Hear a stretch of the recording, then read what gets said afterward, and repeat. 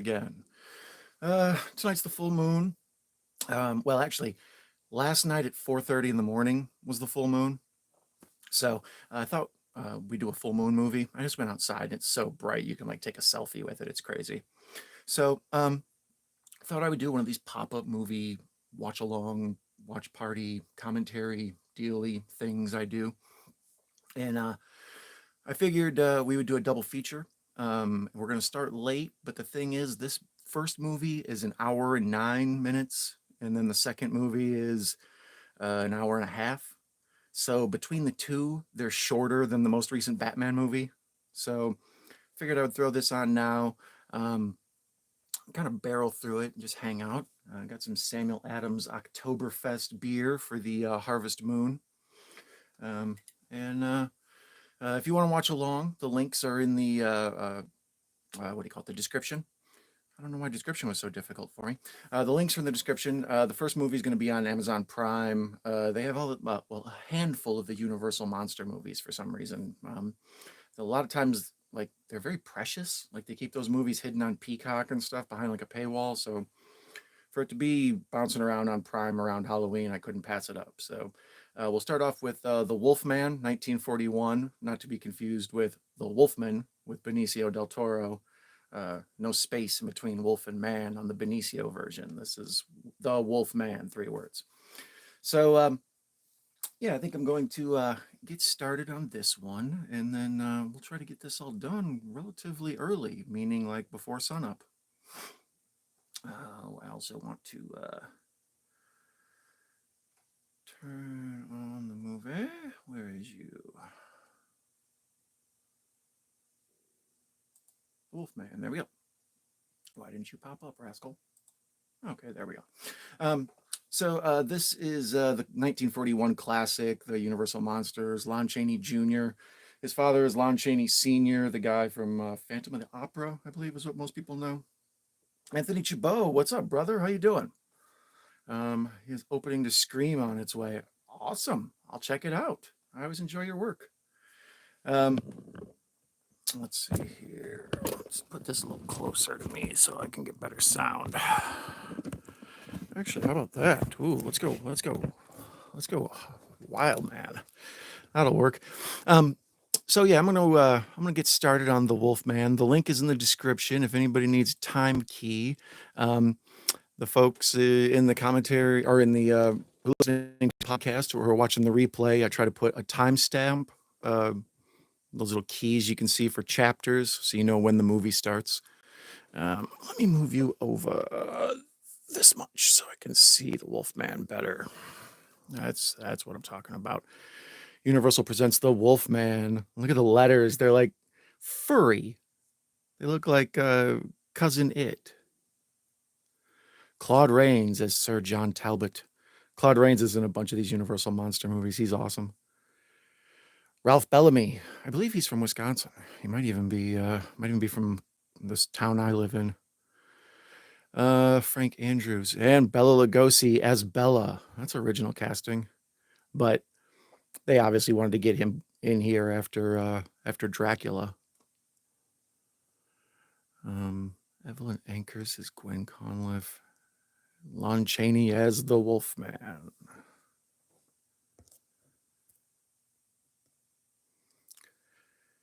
So we see the countryside, and it's all wow, they put all the technical info up front too, huh? I guess these movies, they put the credits up front. Ooh.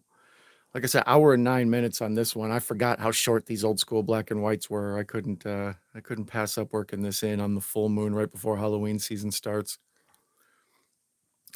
So we see the countryside with the fog, very similar. If you've seen the Benicio del Toro updated version, all of this is very similar. It's just this is the classic. I can't believe they figured out how to do this in 1941 version.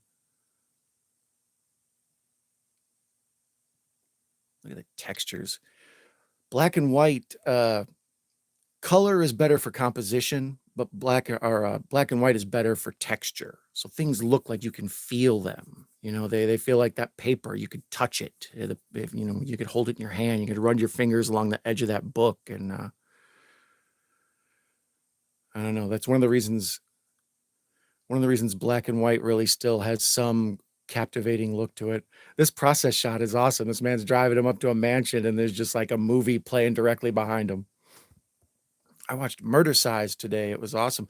I was gonna watch. Where did you see that at, Anthony? I wanted to check that one out. People have been praising it. Murder Size. So we pull up to the mansion in the old school roadster, looking like Great Gatsby. There's Lon Chaney, big brute.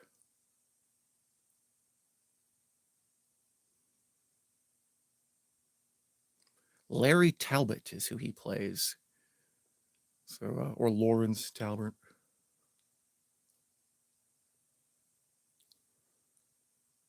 And we just see he's like returning home and he's meeting his family. There's Ralph Bellamy, who I mentioned just a minute ago.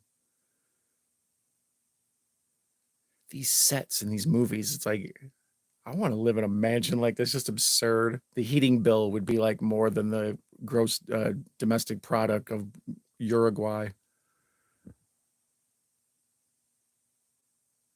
Old school movies and cartoons insist people's parents and them look exactly like them. Here's your grandfather. He looked exactly like you. No difference whatsoever. I didn't get Nana's ears or whatever. Murder Size is on Tubi, Anthony says. I might have to check out Murder Size. That might have to be one of my Halloween wild card movies.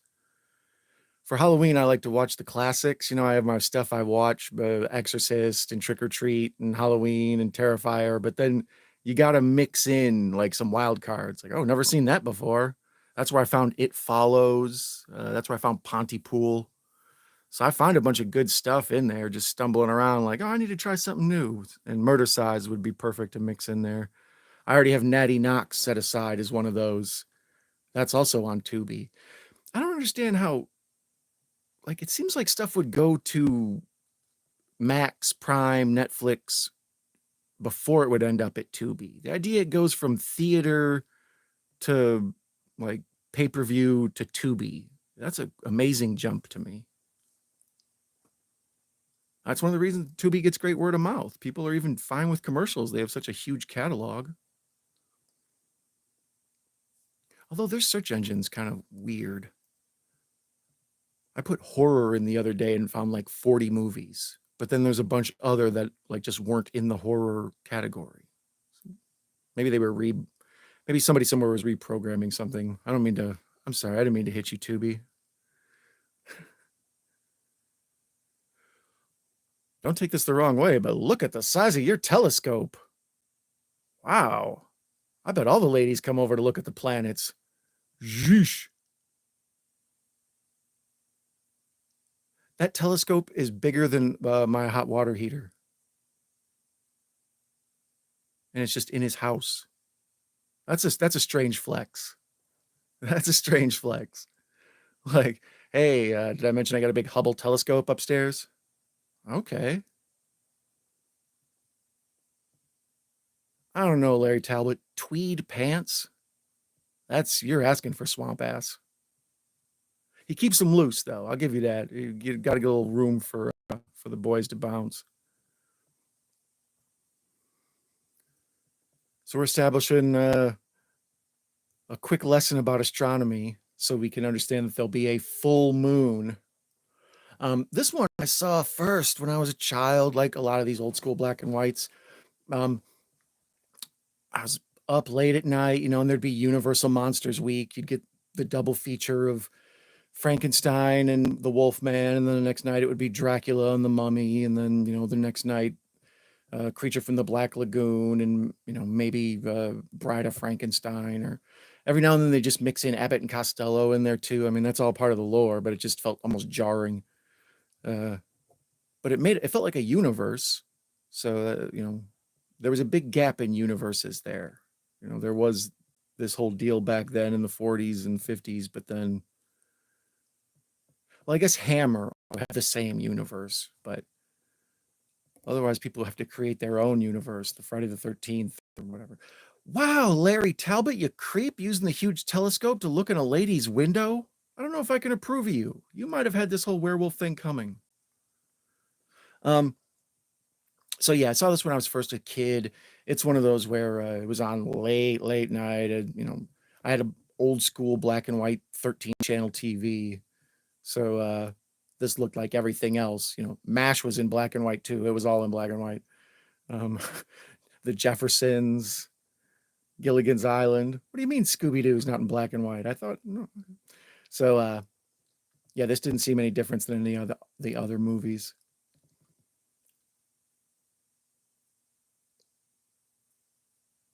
So here he's going to the curio shop. This is the same scene that's in the Benicio del Toro version.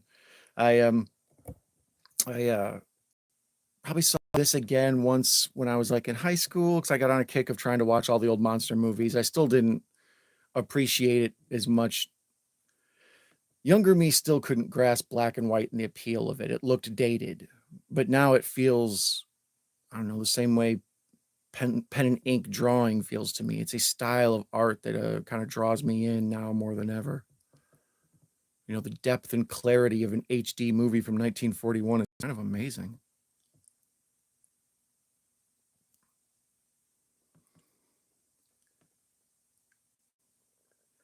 They're doing something here they don't do in a lot of modern movies. Back then they would make the ceilings out of cloth and they would put the boom mics in the cloth or right above the cloth. So now they just leave the roof open, the ceiling open, and that way they can have lights and stuff up there also. So you don't really get this shot anymore. Like this is all through Citizen Kane. This is all through most of these Universal monster movies, these cloth ceilings with the boom microphones hidden. And it allows you to shoot kind of up at the characters so they all look bigger and important. Especially if you're considering sitting in a theater in an audience looking up at this angle. It's wow, that was a jarring cut. I got entranced by the craftsmanship of that cane. There's he's got a werewolf cane or a wolfman cane thing. I kind of just was drawn into it. Now the lady at the curio shop is explaining to him what a werewolf is. So he kind of knows the lore is around way before this movie was made. Larry Talbot even knows. But then, yeah, I saw this in high school again, and then I kind of maybe once saw it 10 years ago, 15 years ago, a while, enough to we'll have spots where I'm like, oh yeah, I forgot about the dad or whatever. So I do have some Samuel Adams Oktoberfest. So I'm going to go ahead and open that right now.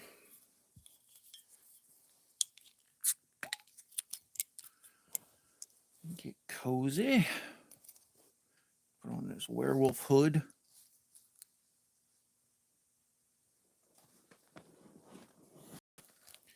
Happy full moon to you.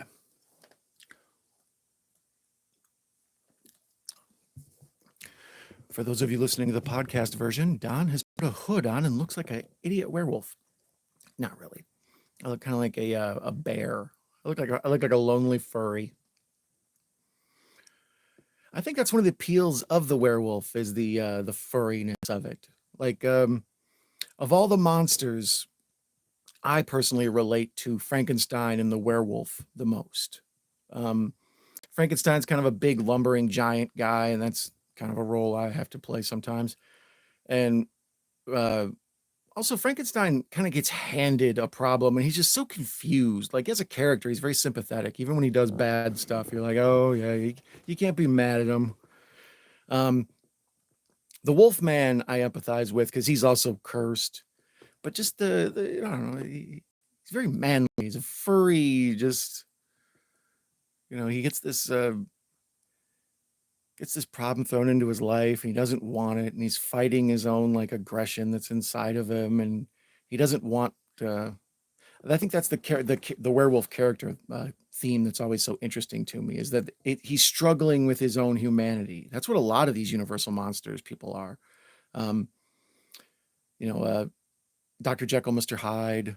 The Invisible Man kind of just gives into his madness immediately. He's like, well, I'm going crazy. I think I'm just going to ride this out. But yeah, Dr. Jekyll, Mr. Hyde, there's that internal struggle. And the Wolfman is also, he when he has clarity, cognizance, when he's who he wants to be, he knows the werewolf isn't the good side of him. Um, I think my favorite werewolf story is probably the old Incredible Hulk TV show. You know, the Bill Bixby traveling around trying to just stay calm, not change into a monster. But instead of the full moon, he changes into a giant green hulking beast.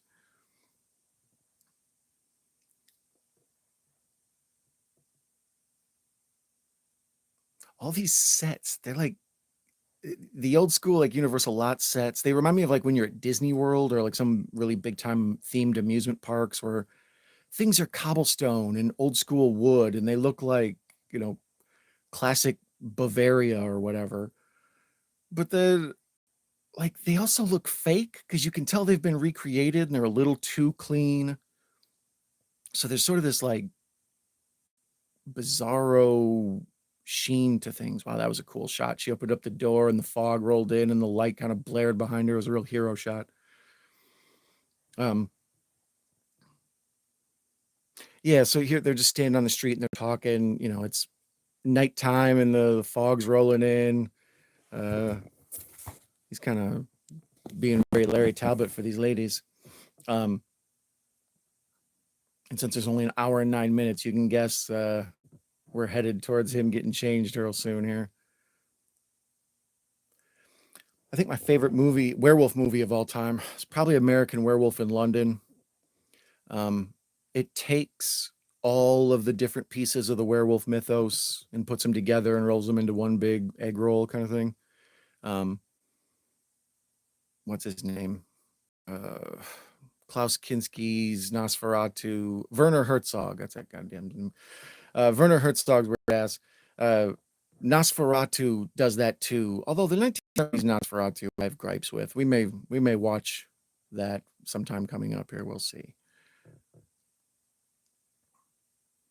But here he's wandered into the I don't know. Is gypsy a politically corrupt term anymore? It seems like nomadic thieves aren't really people who get to complain about the way they're portrayed. But I guess just in general, they're probably nomadic people, and then there's no, they've just been accused of thieving, by gosh. But I know gypsy generally refers to the facts of them being thieves more than them being vagabonds. I often think of as I forget to remember, I often think of Thinner with this whole plot. Stephen King's story about a guy who gets cursed by gypsies and ends up getting thin, losing a bunch of weight, and to the point where he almost dies. And we're getting ready to watch Stephen King's Silver Bullet coming up after this. So nice to tie it all together. But in that, there's the whole gypsy curse, and I think they intentionally wanted to make the caravans, the wagons all look like something from this. So he's alone with his lady friend in the woods in the fog. This isn't going to turn out good for you, Larry. It's damn near a thriller night.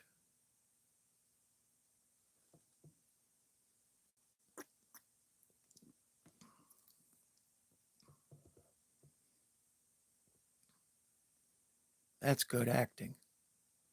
Wow, that was good acting. I got tricked. My man was way overacting with his hand, like over emoting, and he revealed he had a giant star on his head, like the same way Harry Potter's got the lightning bolt. This guy's got the star.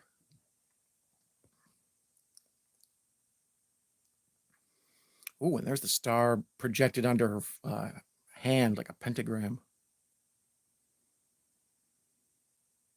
Or a pentacle. I get them confused.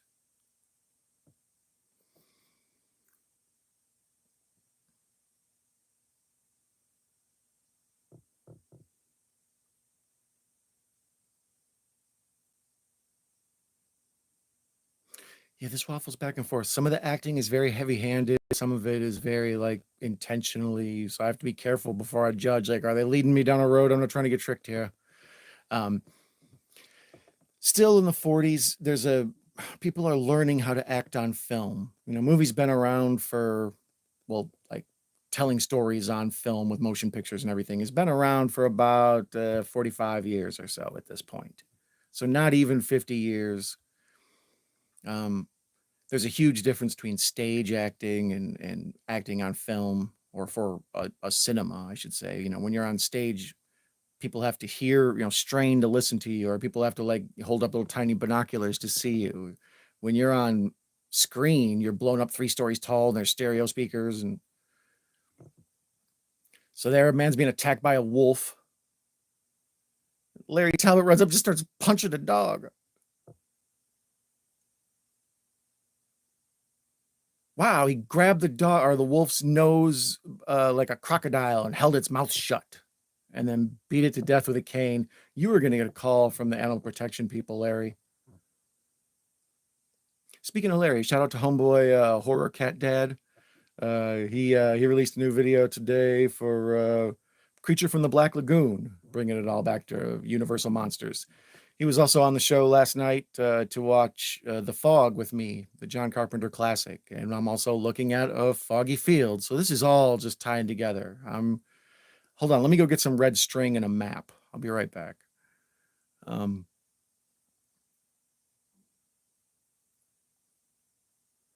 So Larry's been bit, or he's having a heart attack. She's not quite sure, but he's crumpled to the ground. We know what's happened. This set. See, movies cost $300 million nowadays and stuff. I just don't understand. It's like, okay, this set clearly was just in a field, and they set stuff up and put fake trees in and lit it in a way where they controlled the situation. And they managed not to spend $300 million.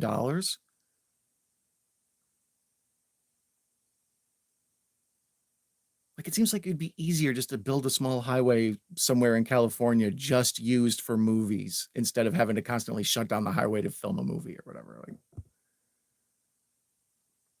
I don't know. I don't understand how taxes are spent or how money is laundered. So Ralph Bellamy and why am I drawing a blank on his name? Old buddy who I'm going to remember in a second. That's what I need to do, is put on X-ray. Is X-ray available for this? Oh, how dare you? There's no X-ray for this? That is disrespectful to the classics. Who do I write a letter to? Strongly worded letter, by God. So Larry's been bit, and they're dragging him back into the mansion, and a bunch of people are overacting. He's been murdered, sir, by a wolf, a gypsy woman. Like, whoa, dude. Right now you're at 9. I need you at about 6.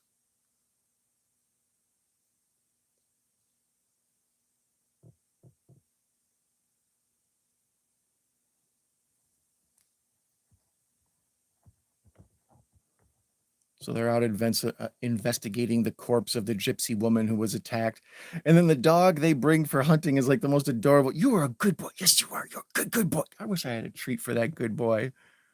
It's like the most adorable Moppet dog, because they want you to know this is not the wolf. No one is mistaking this for the animal that attacked and murdered that lady.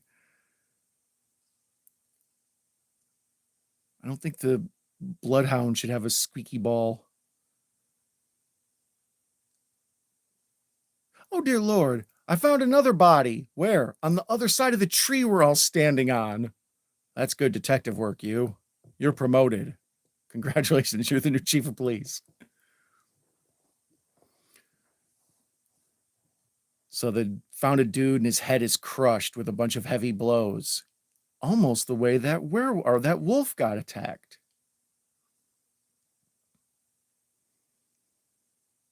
Shout out to the 3 people who stopped in and hit the like button on the way, seeing what the hell I was doing here, dressed as a werewolf by myself, talking about werewolf movies. You are the real... To the 4 of you. Suddenly it went up, even though no one's in the chat. That was spooky as hell. That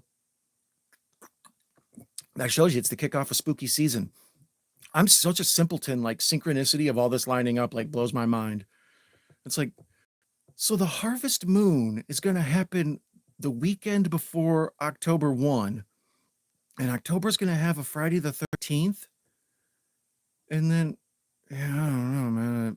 Oh, and then there's going to be another full moon at the end of October then. So we get, I don't know. It's all very extra spooky Halloween this year.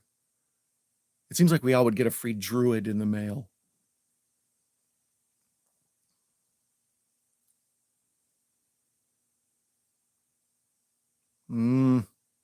High cheekbones, lots of product in your hair, pencil thin mustache.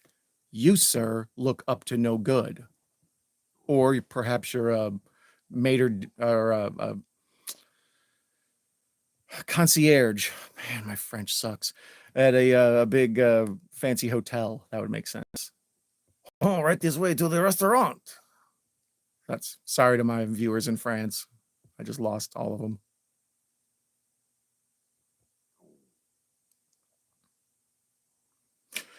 Easy, buddy. He says, look here, he bit me. And he just jumps up and pushes his bosom all into pencil thin mustache's face. Hey, man, I got a shift at the La Montclair this afternoon. How dare you? I have to go home and comb my stash again now. Hey, Ralph Bellamy, nice coat. Who killed the couch?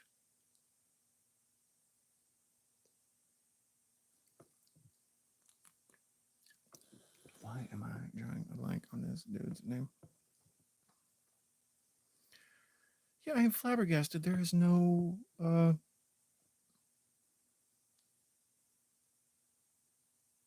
there's no x-ray for this. That's a crime. It seems like the amount of info that there's around about this movie should be endless. Jeff Bezos, your people are letting you down. Do you really have the best people?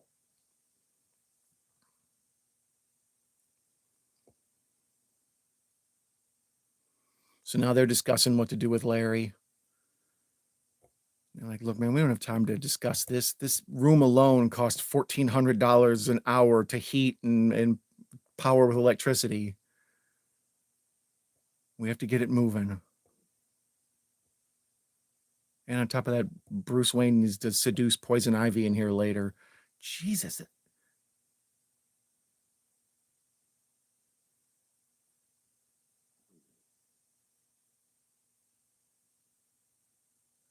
funny old school fashion. I was making fun of a guy's coat because it was made out of like a real thick, durable, like tweed or something. But Ralph Bellamy has a tie that like stops after like the second button of his shirt. It looks absurd. He opened up his coat and he had like this little tie on. I was like, do you have a 4-year-old's tie on? The tie in general is supposed to draw the eye towards the male area. That's why there's a big arrow at the end of it. So if it's up like above your nipples, you look like a wacky clown. If I pull on it, will it roll up like a shutter? Okay, enough about Ralph Bellamy's tie. Back to werewolves.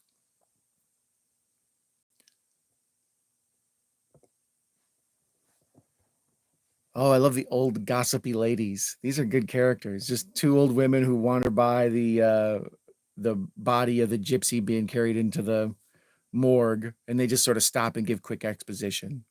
Ooh, that must be the body of the gypsy girl that got killed. Well, thank you, Gladys and Blanche. You're helping us. You're doing us all a service here. You're the pop-up video of your day. You're the X-ray here. You're the real X-ray. And suddenly it was almost daylight. Like it went from dusk till night, like real quick. Mainly because as soon as he went into a cemetery, that's where all the night happens in this town. Hey, cemetery, save some night for the rest of us.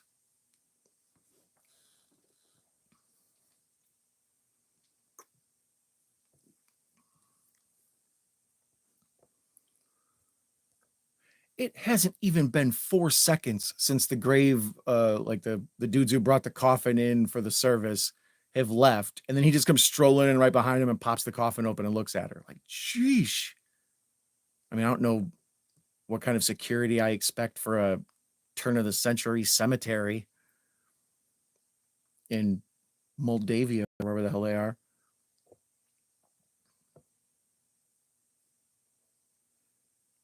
That's no reason to hold a pagan celebration. Like hell it isn't. For thousands of years, the gypsies have buried their dead like that. So see, yeah, she's calling them gypsies. You know, it's like in a rap song when they say the N-word. I'm allowed to say it too. No? Okay.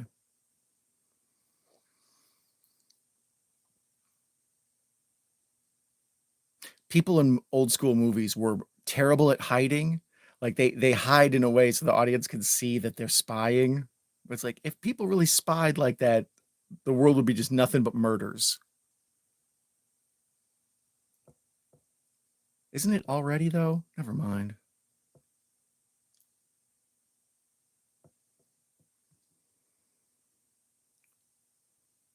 So Mama Gypsy, she's basically Papa Smurf for the gypsies. She's over here dropping some deep prose about her thoughts about her lost daughter. Yeah, this is all like thinner. Well, obviously thinner is like this.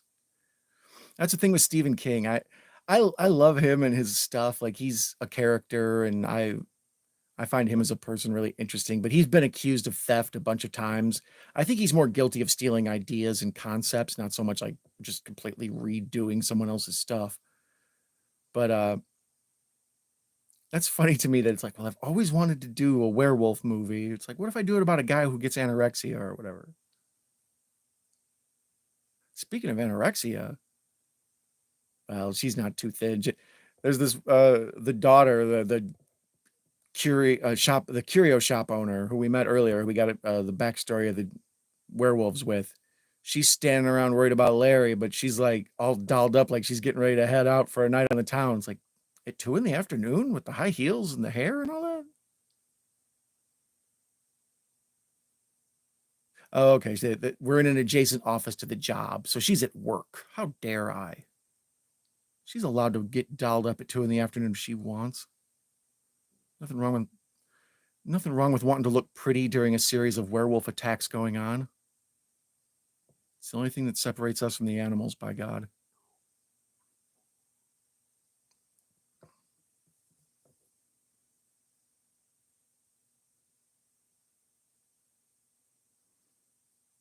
Movie logic. Cool people smoke cigarettes. Smart people smoke pipes. So interpret that however you want at home. That was my version of pause. So now Larry's in the curio shop looking extra angry with the cane he's used to beat a werewolf to death. You've led an interesting life in like 45 minutes, Larry. And once again, the thing he's most concerned with is that he's gotten Gwen into this mess. You're a good hero. This is good writing, Larry. I approve of you. You've got your priorities straight. Well, right now we don't know that nobody knows he's a werewolf. He just knows he killed that a gypsy woman is dead and he's somehow involved with it. And a strange guy who's been beaten to death with a club.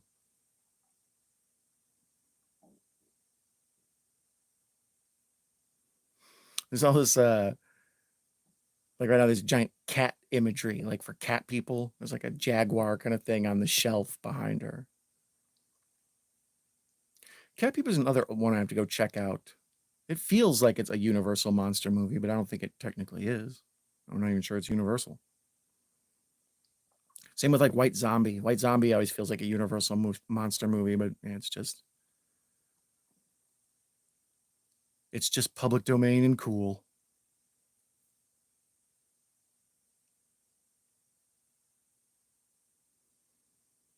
Never mind, I rescind my pipe statement. This man with a pipe is clearly a cad. Look at the way you're wearing your beret, sir. Oh, that's the man with the cool dog. Never mind, that's a good boy. Your dog is a good boy. Larry, this is Frank Andrews. He's a cad. Oh, and now Scraps, the smelling werewolf hunting dog doesn't like Larry. What'd I ever do to him?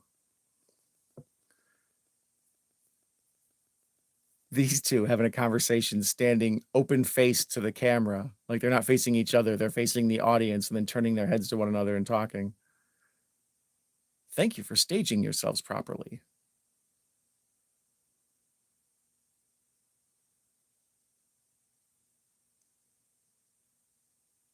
Sorry, I was entranced by the artwork that is Gwen's hair. It's got so many we call bobby pins and stuff in it. Like it's pulled back one way and curled over there. Yeah, I get there. We could do another 10 minutes on Gwen's hair. Wow.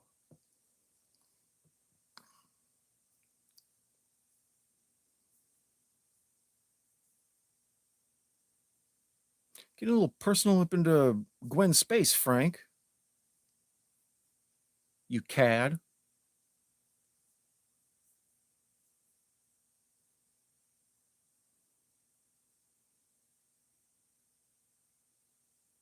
So now they're back at the Gypsy Fair, and it looks like Hostel 2. All these movies that came after this were like, we need a scene like in Wolfman where blank happens, or we need a scene like in Dracula where blank happens. I remember seeing that thinking it was great. I want that in my movie. It's like, yeah, it was already in a movie. Do a different version of it. Oh, a gypsy hussy twirling her skirt. Even Gwen's a little blushy.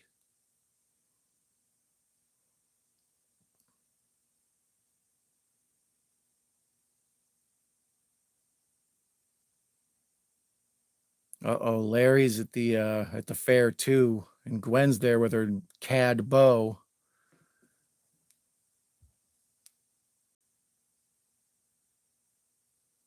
He's not happy, you can tell. He's like, I don't like being used, Gwen. I feel like you're taking advantage of my weird werewolf condition to get Frank jealous, and I don't like it. I may turn into a werewolf and attack everyone.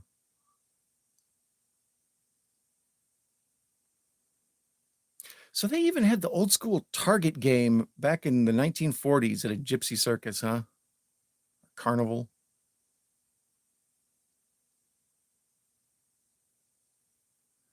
So one of the little animals that pops up and you do the shooting gallery game with was a wolf, and Larry kind of loses it. He has an emotional moment.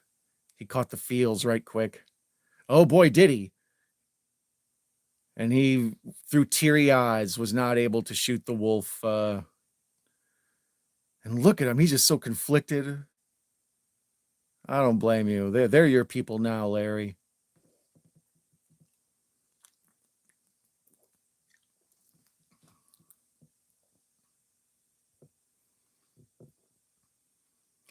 Ralph Bellamy's had 3 lines and a bunch of knowing looks.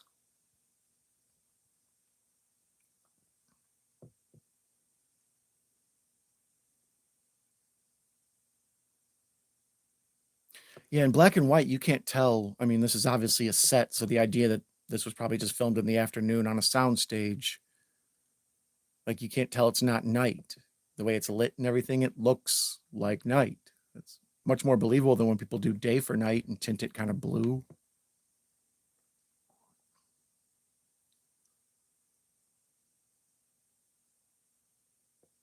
A lot of people facing the camera talking about things, not looking at the other folks they're in the screen with. Like it's a dramatic, like I'm giving you the cold shoulder kind of thing.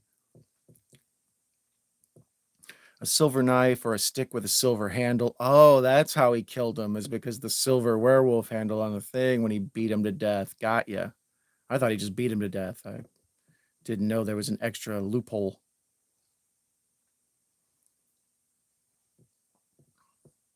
Evil spell, a pentagram, wolf's bane. Whoever is bitten by a werewolf and lives becomes a werewolf himself. Oh, quit handing me that. You're just wasting your time. The wolf bit you, didn't he? Yeah, he did. Yeah, I remember all this from when I was a kid. This is bringing back the flashbacks for the first time I saw it on old school TV.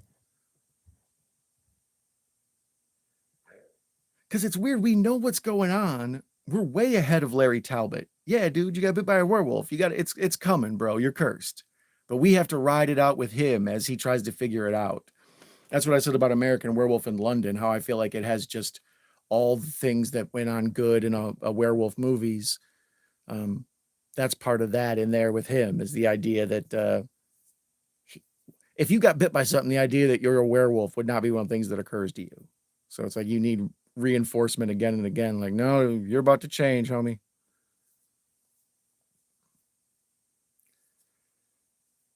There's been some debate, and I kind of agree that werewolves, although awesome, are like never portrayed on film good.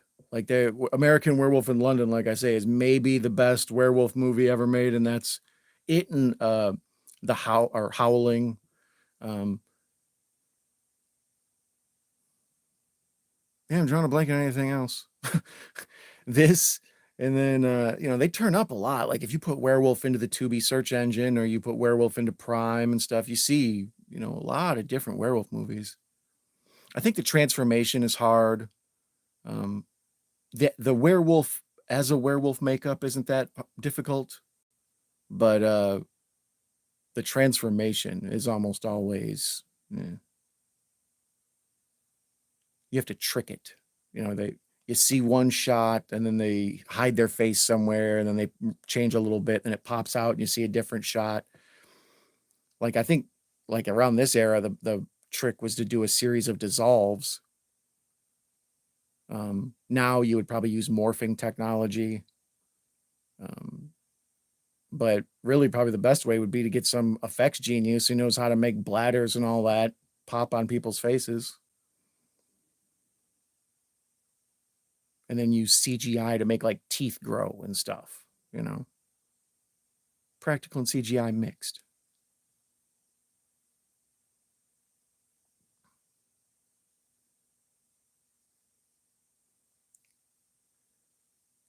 Lon Chaney must have been stressed out in this movie. He's getting heavier as the movie goes. Like he started off relatively thin and like kind of, I mean, he's at a weird angle, but here he looks like Lou Costello.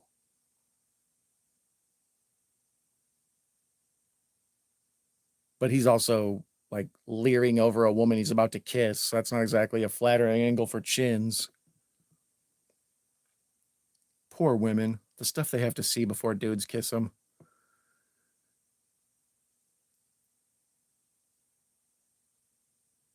Once again, textures, this fake tree, like you look like you can run your hand across it and feel it.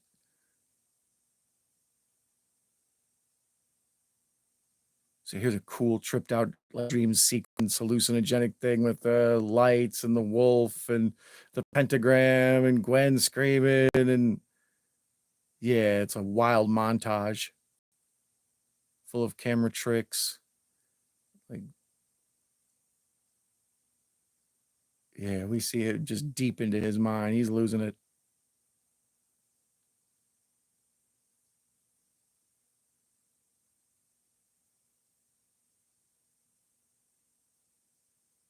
So he runs back home and starts looking at the back of his hand.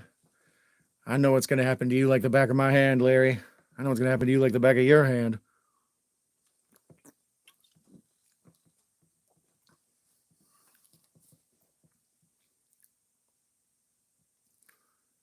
So, of course, when you think you're turning into a werewolf, what you want to do is come take your shirt off.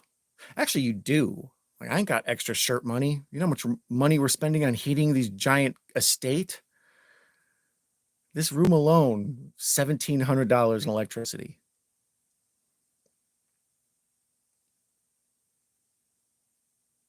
Let me guess, you just now realized those pants are causing swamp balls, right? Whoa! He took his socks off and his legs are just covered in hair, and now his forearms are even slightly more hairy, and he's wearing a wife insulter tank top. He looks like someone making pizza and do the right thing.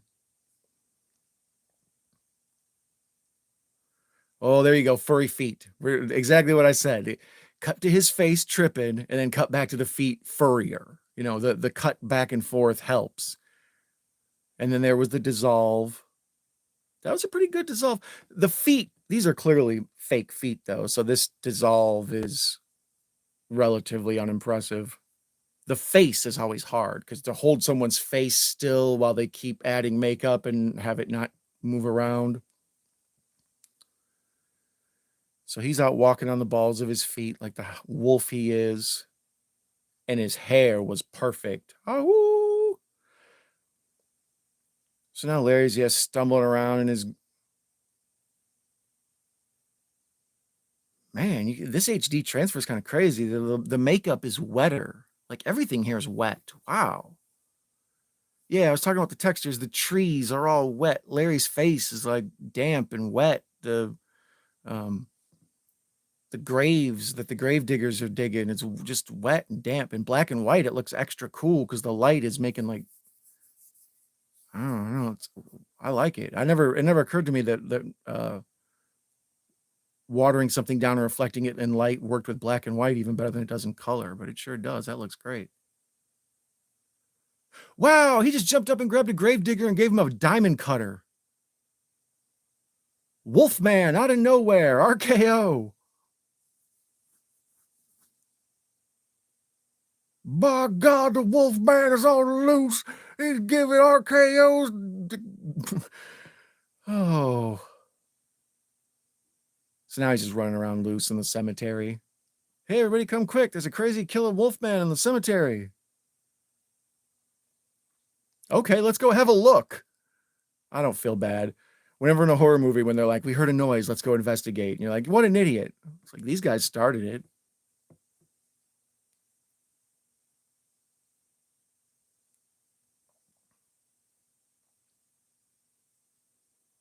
Severed jugular.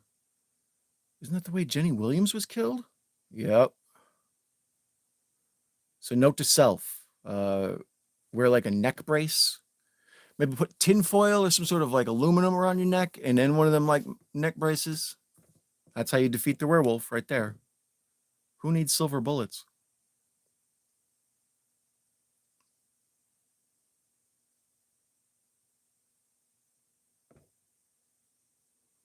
So now the mystery is on. It appears we've got a murderer. I think in some of these movies, they even think it's the Ripper. So we're at the 44, 50, 55. So we're getting ready to be at the 45-minute mark out of hour and 9 minutes. There's under a half hour left. That's awesome. No wonder I used to be able to watch so many movies at night. Like I remember sometimes watching like when everybody else would go to bed, sometimes I'd watch 2, 3, 4 movies before the sun would come up. Now it's like, yeah, I watched a Transformers movie and a commercial, and that was it. I watched a Star Wars movie and one episode of a half-hour TV show.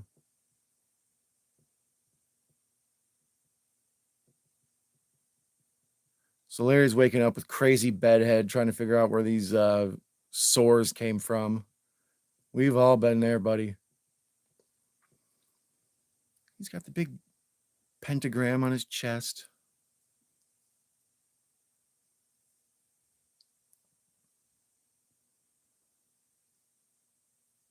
That's a wild night.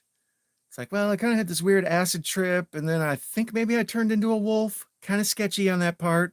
Maybe killed some people. And then I woke up and I had this weird star tattoo on my chest, and got the bedhead, and I reek of peppermint schnapps and blood. Because I would never drink peppermint schnapps unless I was wasted. Blood, what are you going to do? Sometimes you got to join a cult. Oh, look at that. That is, wow, you can see the ropes holding the fake trees up. I caught y'all. Oh, it's very blatant. Yeah, there's Larry's looking out his window at Ralph Bellamy coming through the big yard. I was caught off guard by how impressive the set was. Like, it's clearly a set, but the fact that they could even light that and put all that fake grass and fake trees and stuff. But in this transfer at the top of the trees, there's about 6 inches like to here, where you can just see ropes holding the trees up. Oops, sorry. Said the guy holding his boom mic. Footprints? No, animal tracks. Oh, that's my favorite ice cream. No, you dullard.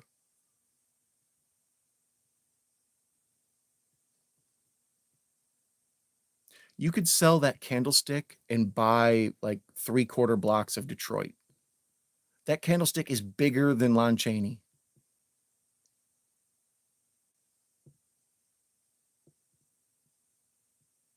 Nobody's bigger than Lon Chaney. Cheers.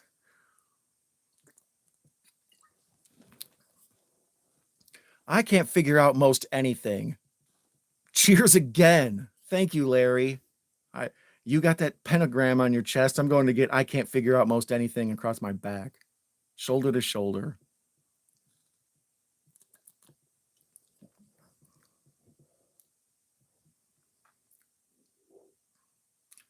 Larry, to some people, life is very simple. They decide that this is good and that is bad, and there's no right and wrong, no good allowed, no shadings and grays, all blacks and whites. That'd be Paul Montfort. Exactly. Only one person thinks that way, that moron. Let's go eat him.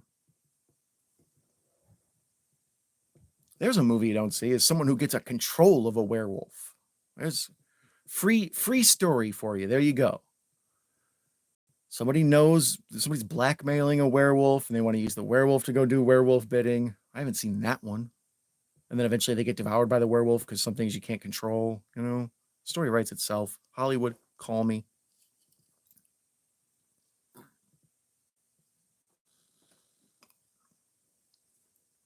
Speaking of wolf, my bottle opener is an old beer from the 1990s called Red Wolf. I don't know when they quit making it, but in the late 90s, there was this big push of like red lagers. I don't know where the hell that came from. I don't even see if red lagers anywhere before. It probably gives you cancer or something. But Red Wolf was one of the many red lagers. And I went to a bar one time and they were giving away, t-shirts, hats, all the whole kit and caboodle. So I got all sorts of Red Wolf swag. I mainly just liked the wolf. So here's the exposition, sisters. Let's go in the street and spread the word about stuff. Folks need to know.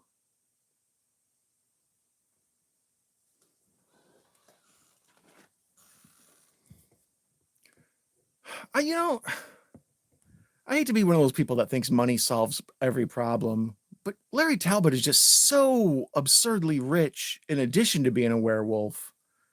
I feel like he kind of just has to take the good with the bad. It's like I can do a lot of good in the world with the money and the power I have, and then like once a month I'll eat some people. I'm complex. What do you want from me? This has to be a matte painting, or else they rented out the friggin' biggest church like Notre Dame. That's how pagan I am. I'm trying to think of famous churches. My brain went, I don't know any famous church. Westminster Abbey. Is that a church?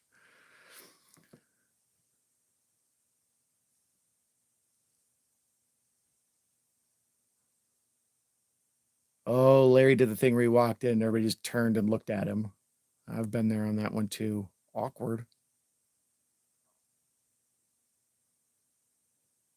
Damn. For a tough guy, Larry spends most of this movie on the verge of tears. Like I had a dog that passed away once, and I spent like a week or so where I was pretty much just Larry Talbot. I mean, I've had many dogs over my life, but every now and then one hits you hard. And I remember having a Larry Talbot week where it's just like, I can't be here, you guys. I gotta go. So I can't really come down on you too hard, Larry.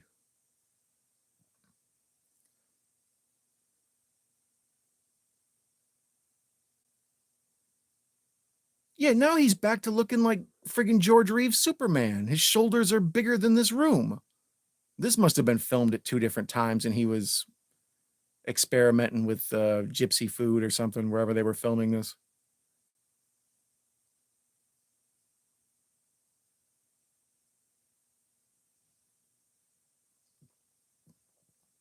Doctor, do you believe in werewolves? Why, of course I do. If I say no, will you eat me? And not in a fun way. I mean, like, should I be scared?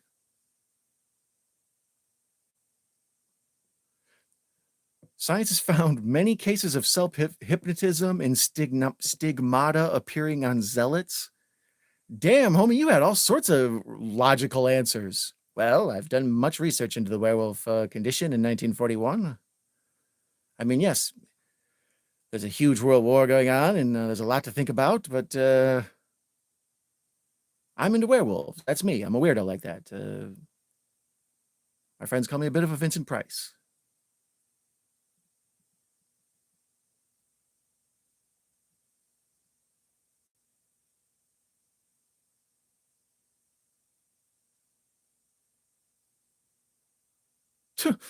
And then Frank's bitch ass is like, well, I'm going to go set some traps. Thanks, Frank. You're a tremendous help.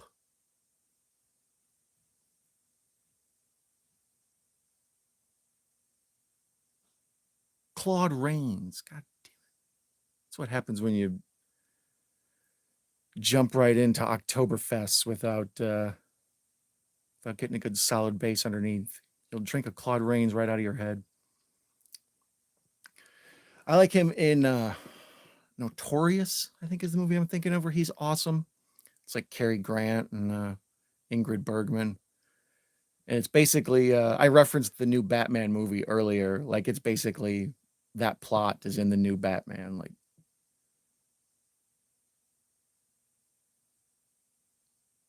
sorry, no reason to get caught on a Batman side tangent when I'm trapped up in this classic dialogue here with Claude Rains.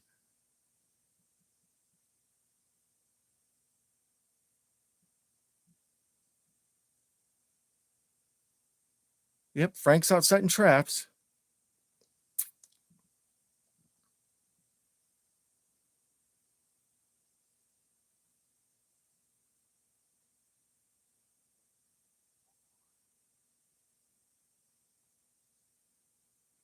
All right, last one. That ought to hold him. Isn't this the same tree where we found 3 different dead bodies in like the last hour? Yeah, that's why we're putting it here. This is a very important tree. A lot of stuff goes down here. There's the same exact footage from earlier. Don't give me the same soup reheated. Oh, damn, Larry's been caught in a trap. And much like me after 3 Oktoberfests, he's just going to stumble right through it.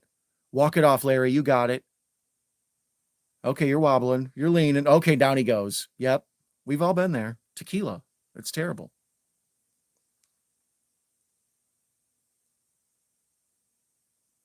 Oh, he's going through fits and spasms and convulsions. Never had my foot in a bear trap. He's a wolf. Seems like he could sue. This isn't being properly used.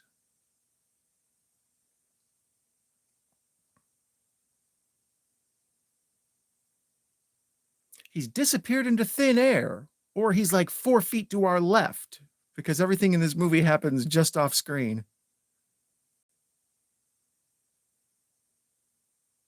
Oh, and there's the gypsy lady just out for a nighttime stroll. It's like, well, I'm going to hop in this wagon and go for a ride at 1 a.m. on a full moon. Let me guess, you're coming back from a candle party. Your friend is selling Amway. You drop by to show support, buy some kitchen cleaners.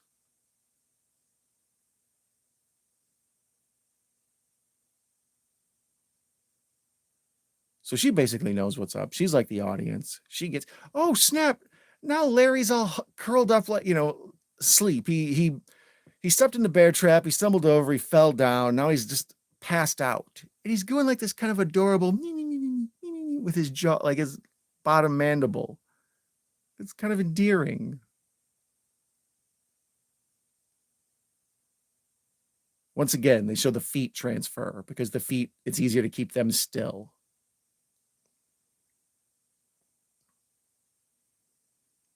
Wow, Lon's eyebrows on fleek.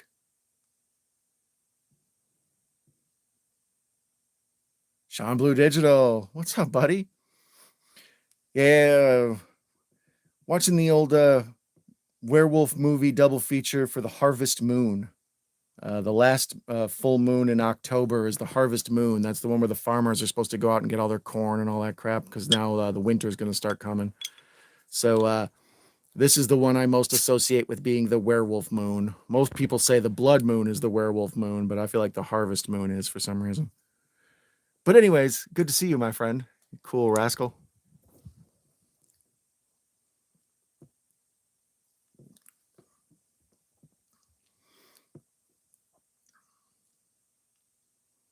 Every time I sit down to watch these movies, I remember, oh yeah, there's like a little thing on the screen. I need to clean the screen. And it's like 4 movies later, and it's been 4 movies where at some point during the show, my eyes go, what is that? Oh yeah.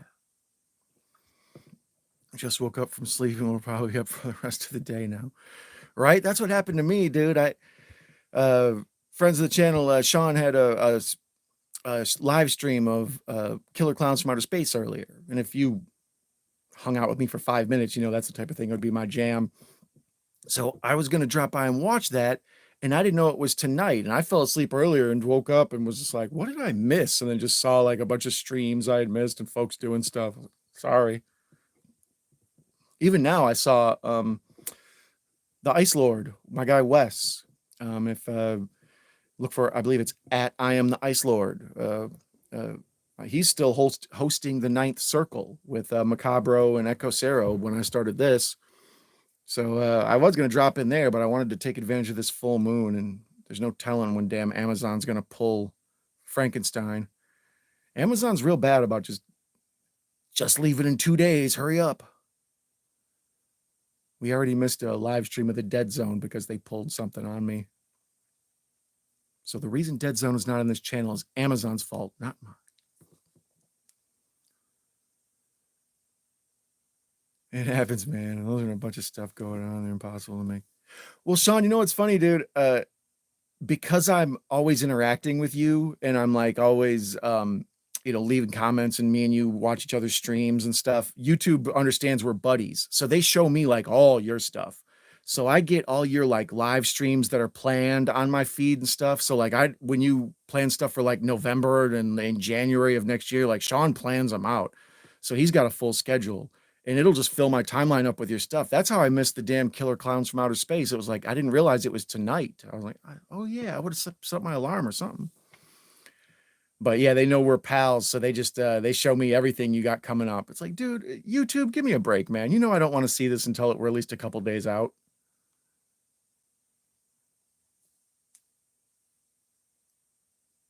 So there we saw him outside on the cobblestone and all this fog rolled in.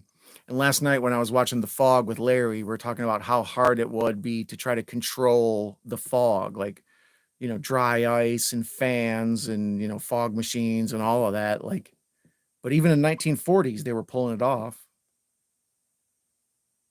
But back then it was probably toxic diesel something or other that everybody on the set died 3 months later from.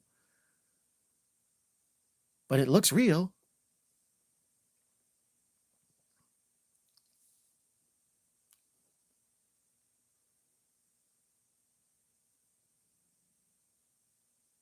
Oh yeah, no, I like that you schedule that. My Gareth from Video Tasties and stuff, you know, puts them out like a month ahead and stuff too. But yeah, I see that. Like I'll log in and they'll be like, you know, some movie. Sean's doing a movie, and I'm like, oh hell yeah, I'll watch that. And I'm like, oh, it's gonna be on in December. Damn it, YouTube, come on, buddy, what are you doing to me? So we've got to be wrapping this up. We're getting ready to come down to the final showdown. 101. There's 9 minutes left. Yeah, that's the beauty of these old schools. So this one's wrapping up. I don't feel like I need to take a leak or nothing, so I'll probably actually I will take a leak, and then I'll do that real fast, and then we'll get started with Silver Bullet as soon as this is over, and we'll talk Stephen King movies. We'll talk Corey Haim. We'll talk Gary Busey. We'll talk old boy who I can't even remember his name, who was in Twin Peaks.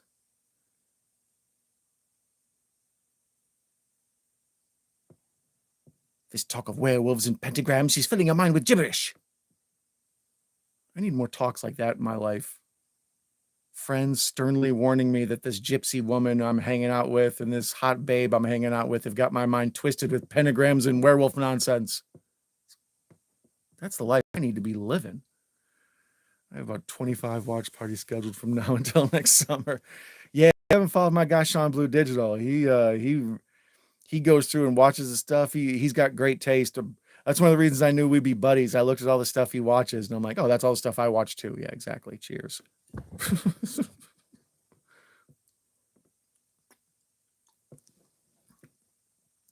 So here it is, classic werewolf storytelling.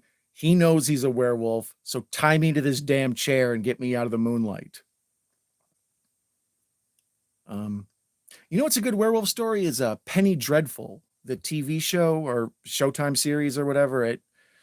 It bounces around. I think I watched them all on Netflix maybe, but I'm sure Shudder or somebody has them. Penny Dreadful. Josh Hartnett, I believe, is the werewolf in that one. And there's a whole like really cool werewolf transformation where they got him locked in a dungeon and there's like the moonlight's peeking through a window and he's trying to keep his body away from it touching him. And yeah, I remember that being cool. For some reason, it seems like the underworld werewolves are cool, but then like there's another part of my brain that's like, no, it's not. Don't fall for that again. Those underworld werewolves are trouble. If you can get his Blu-ray player to work, I'll join you for Silver Bullet. All right, cool. Otherwise, it's on Max. This is on Prime. I always put the links in the comments. Yeah, I have a Silver Bullet DVD, but I try to do these ones where there's some popular streaming service carrying it so other people can watch along.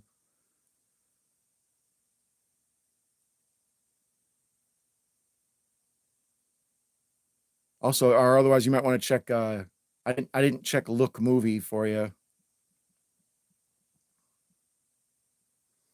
Sean liked Penny Dreadful also. I was pleasantly surprised. I watched it because I was looking for like kind of a Halloween, horror story kind of thing. The first season especially, I'm trying to remember. There was I think first season had maybe like kind of a Frankenstein storyline, a bunch of other stuff, and then second season I think is the Dorian Gray one, or is that the third season? But anyways, yeah, they touch on all the horror stories and they pour them all into one big. The way like American Horror Story takes every horror movie made in the last 50 years and puts it in their show. That's how a Penny Dreadful does, except they take all the classic horror stories and pour it into their show. So it's like you'll meet someone and you're like, oh, this is somebody interesting. And then they're like, my name's Dr. Jekyll. You're like, oh shit. Like I said, in season 2 or season 3, we meet some like handsome young playboy and he's like, I'm Dorian Gray. It's like, oh boy, we're going to get a story here.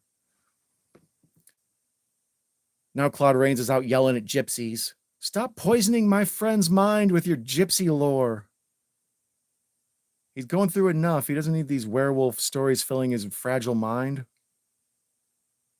I need a Claude Rains to go around and yell at people for me. Look, Don is very fragile. He doesn't need you convincing him he's a werewolf. Next thing you know, he'll be wearing a furry sweater and watching werewolf movies on the full moon.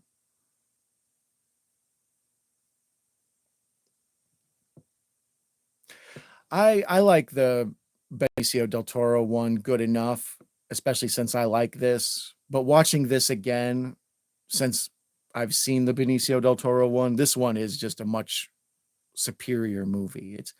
The del Toro one isn't bad, but this one is just for cinematic history and everything else that goes with it. This one does. You can't beat an hour and 9 minutes. I still can't get over that. It's like you can watch like the whole Universal Monster movie collection in like 2 nights.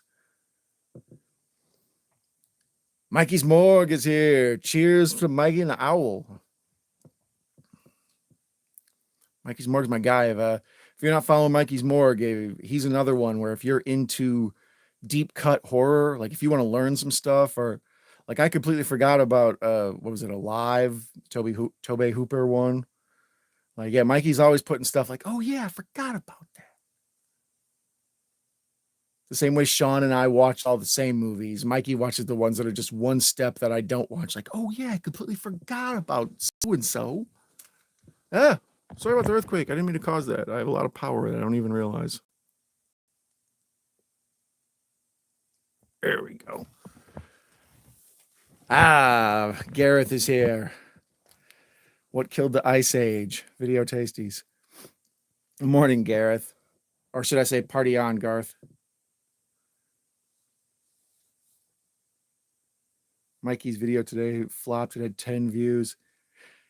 That's the shorts hustle though, right? Was it a shorts or a regular version? The shorts hustle pisses me off because you'll post a video that's just like all your other content, just the same quality, just the same everything.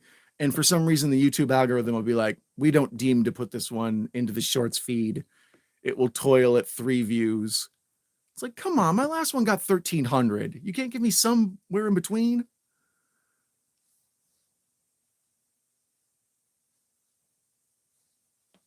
But I'll make sure to check that out, Mikey. You go ahead and you mark down 11 mentally, because I will go back and check that out. I'll see the deep cut Mikey one.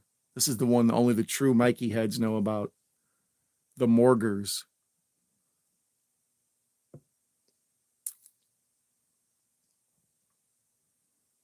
Mikey's got an 8-minute video coming soon. Top 25 horror villains. Ooh, I'll watch that. Is this Gypsy included? No, she's not a villain. She's a complex character.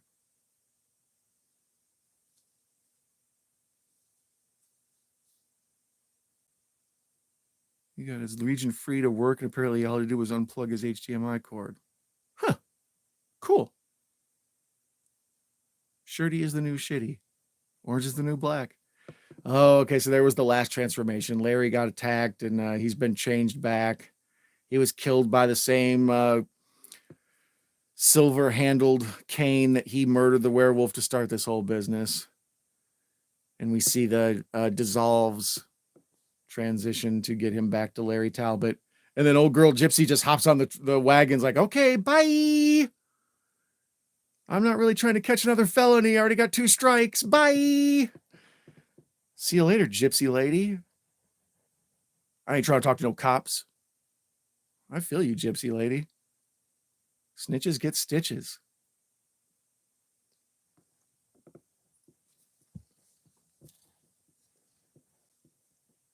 He looks so peaceful. For a man who was a werewolf 5 minutes ago and has died a horrible death and is laying in a bed of leaves underneath a tree in a field, he looks so peaceful. Yep, there you go. The end. A universal picture. Damn, no end credits. Oh, there's end credits. Okay, so there are 30 seconds of end credits. Old school movies. An hour and 9 minutes. 1 minute of credits up front. 30 seconds of credits at the end. I still don't remember seeing Bela Lugosi. I feel cheated. What am I sipping on? I got the seasonal. Actually, hold on. Where's the big one? That's what sold me. The Samuel Adams Oktoberfest Hearty and Smooth. And it makes me laugh that I see this is Hearty and Smooth. Because, like, in the last week or so, I've probably told people, wishing you a hearty whatever. It's kind of a goof. And I just realized that's where I got hearty from, off a damn 6-pack of beer in the fridge. I'm building my lexicon through beer words. Hops on it.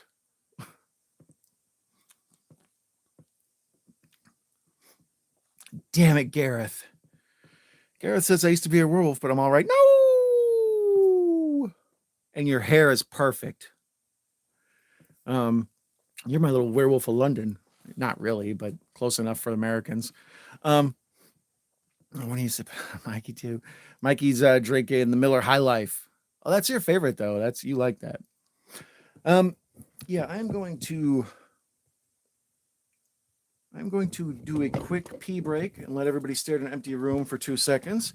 And then I'm going to go ahead and start Silver Bullet after that. And that little hour and a half will be done, and we'll be out of here before 4 a.m. Central. Well, maybe. We'll see.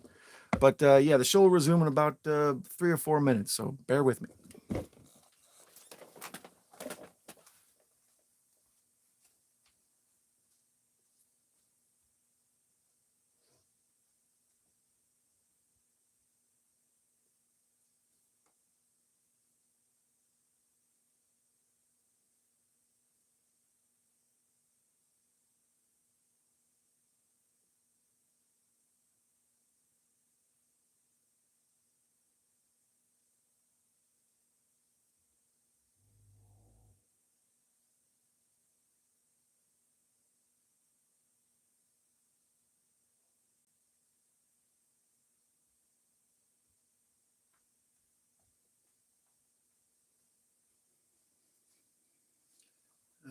I'm right off camera, just getting some stuff taken care of, and we'll get started here in a second. The link for Silver Bullet is in the link for the description if you want to watch along for that. Otherwise, I don't know. I didn't check any of the other sites like Look Movie or any of those.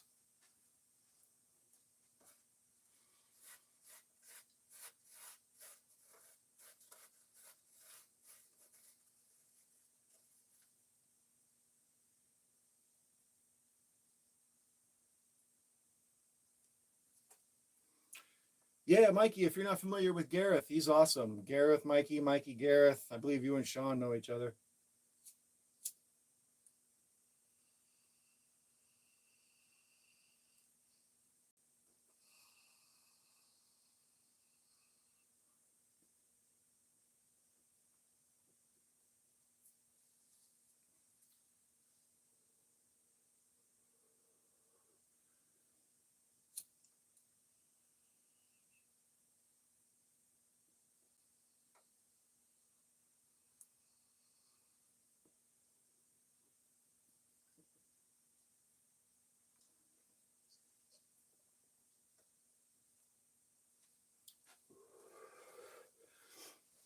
But Mikey, I like that you talk about the lesser known horror stuff though, because nobody else is. See, that's the thing. Like I was saying about me and Sean and I often are like into these cult classics, but there's like medium-sized audiences. The audiences for you and Nye's Bizarre Cinema and some of these other people I follow, they put me on stuff I would never find otherwise. Like even stuff that's on Tubi, like I would just scroll past it, but then you let me know like, oh yeah, this is made by so-and-so, or this is a hidden Dario Argento film or something. I'm like, oh, well shit. You know, thank God Mikey was there to help me. It's dead air for the DJ. That's me.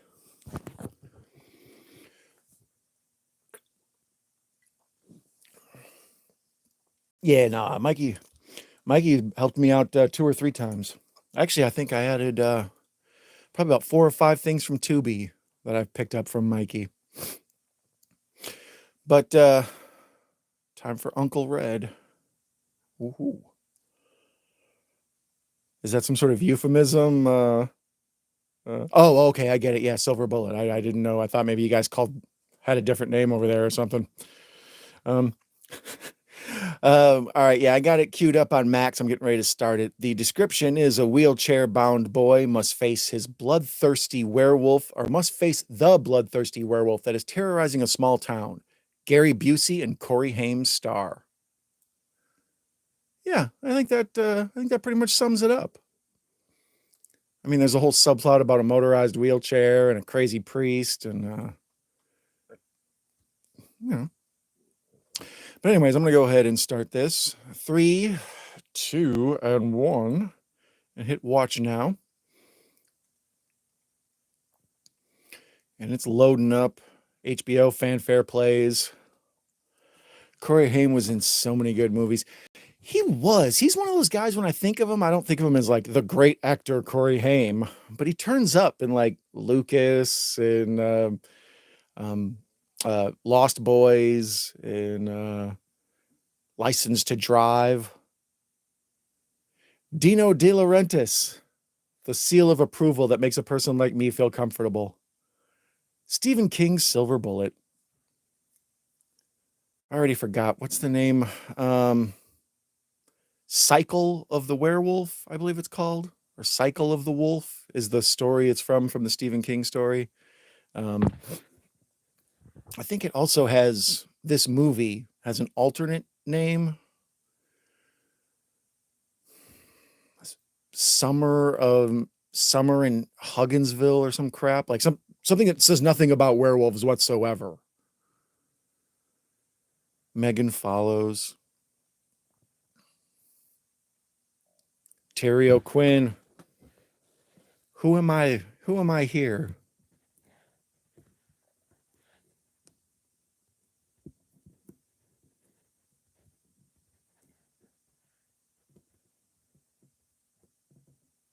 License to Drive is awesome. Mikey's agreeing with me.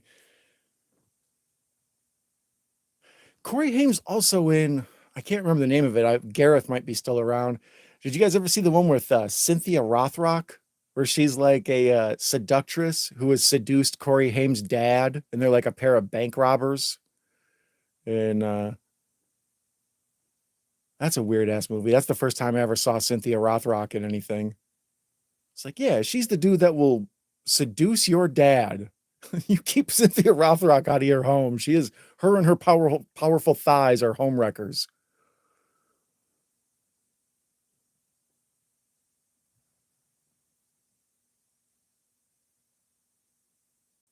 So then here we open at the rail yard, and this guy getting drunk while he's driving around on the rail tracks is the cycle of the werewolf. Yes, good job, Don. 1 point for me. Is the manager from Major League, Lou.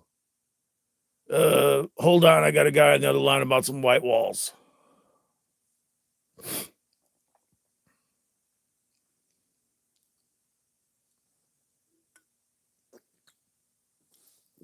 Screenplay by Stephen King.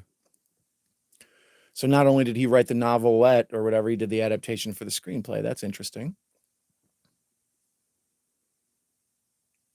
Rothrock sworn to justice.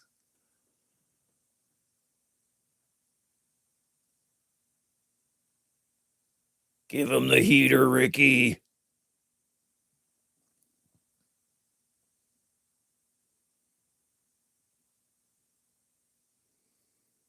Sean remembers finding this in the 80s. Yeah, I did too. This was originally a rent from Blockbuster, probably. No, this is 85, so this would have been rent from Ma and Pa Video Store. And then it was a late night cable classic. There you go. Big head swipe. Head goes flying across the screen like a friggin' softball.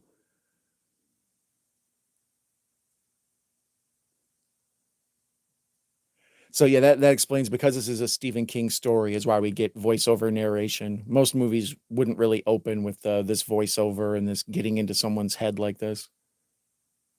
But adaptations, what do you call it? Something Wicked This Way Comes. I was just watching, and that one, the same deal. Just the child's voice explaining what it was like, kind of telling their personal biography. You know, that's how Stand By Me is. It's very common in the King adaptations. Mikey thinks this is a top 5 werewolf movie in his opinion. I don't know. I would probably say yes. What would Don's top 5 be? American Werewolf in London, The Howling, this, probably, Ginger Snaps. Ginger Snaps is good. Ginger Snaps is different. I like it. I still haven't seen 2 or 3. I might have to do a trilogy of Ginger Snaps movies. But it does a good job of using the werewolf story for a metaphor. Did you ever see Caged? Caged is this really crappy, low budget. It's kind of even half urban. Like, it's about like wannabe gangsters doing like crime stuff, but it's mostly shot on video. I think I saw it on Netflix. It's not on Tubi. I looked for it because that was one I was going to recommend to people. For a movie shot on video for $5, Caged is a good werewolf movie. Bad Moon. Yeah, that's another one. I still haven't seen Howl. That's werewolves on a train, right? And I still need to see Wolf, whatever the one with Jason Momoa, where he's a werewolf. But I'm a big werewolf person. Like, I enjoy werewolf lore. There's a crazy one. I think it's called The Beast Must Die, maybe. It's from the 1970s. It's often on like Shout TV and Tubi. I think it's on Tubi right now, even. And that's a crazy one. People have a dinner party and somebody there is a werewolf. So it's kind of like an Agatha Christie movie. Like, people are dying off and we're trying to figure out who is the werewolf. But it's done like late 60s, early 70s style. So it feels like an Agatha Christie movie. It's a bunch of people in a stuffy old mansion.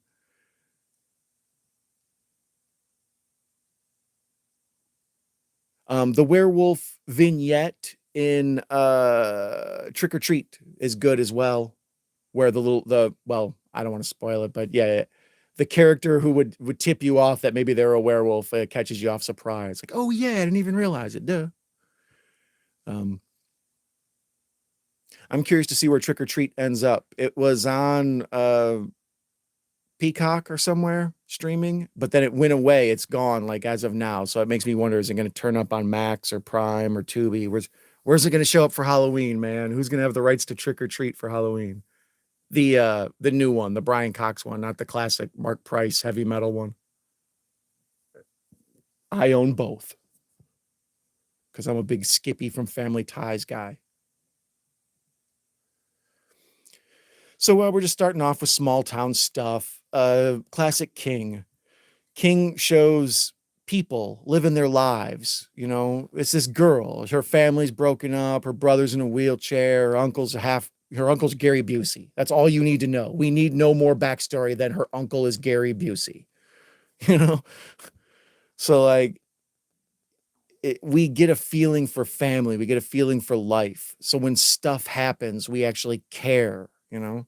I don't want to see crippled Corey Haim attacked by a werewolf. Now, licensed to drive Corey Haim, hell yeah. Werewolf attacks Corey Haim. I rescue Mercedes Lane or whatever her name is from the trunk. I'm the big hero. I got to wait like 10 years for her to become 18. Then I get accused of grooming. Never mind. I need to rethink all this.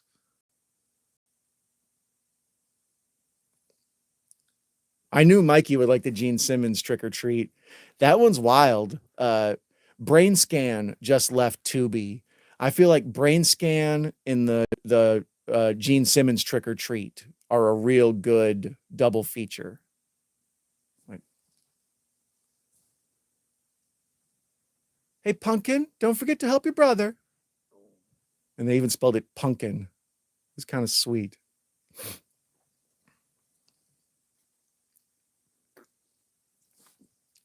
Yeah, Brain Scan kicks ass.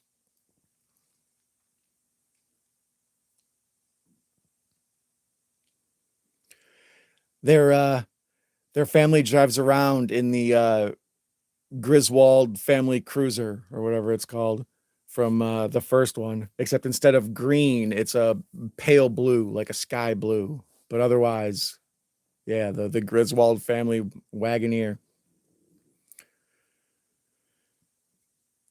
Sean Blue Digital thinks that Gary Busey was probably shit-faced while filming some of the scenes in this. He went to question back in those days, different times. Oh, for sure. We were just watching The Fog last night, me and the horror cat dad. And Tom Atkins is driving on a highway, drinking a beer in a can. And I remember, it's like, you know what? I kind of remember like uncles and people doing that back then. Like there was a reason people joke about like, don't drink and drive, because people literally would drink and drive. Like that's how they would kill time and stuff. Well, I got 20 minutes in the car. I could kill 2 beers in that time. Multitasking. I mean, yeah, I can also kill 2 pedestrians as well, but that's semantics.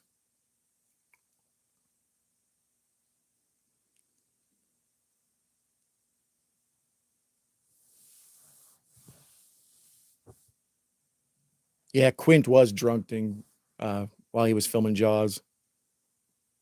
Eyes black like a doll's eyes. Man goes in cage. Cage goes in water. Shark is in water. Our shark.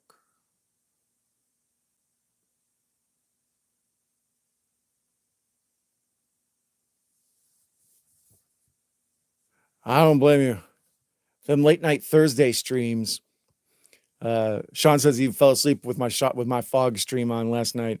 Well, that's part of the reason I do these. I kind of like to be the last guy on. Like sometimes when other folks are still wrapping theirs up, I feel guilty starting. But like I like closing out I'm fine having the midnight shift on the live streams. So I intentionally do these late to catch folks while they're laying in bed, bored or whatever. Most of my views come next day though. It's always weird. I get a lot of people pop in and say hi during the show or whatever, but then like the next 3 days is when most of the views come from. I think people are like, what Don's weird ass say now? I bet he's got all sorts of crazy ideas about werewolves. Let's hear this one.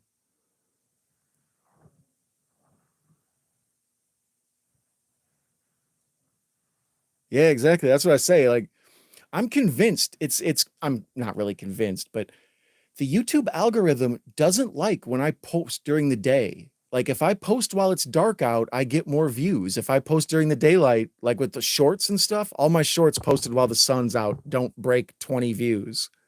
But if it's nighttime, yeah, they all go a couple hundred or whatever.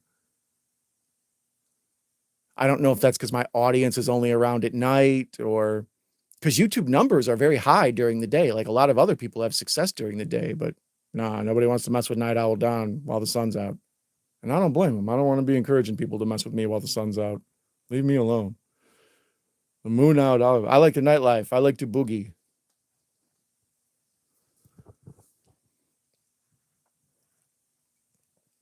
Yeah, me too, fellas. Graveyard shift.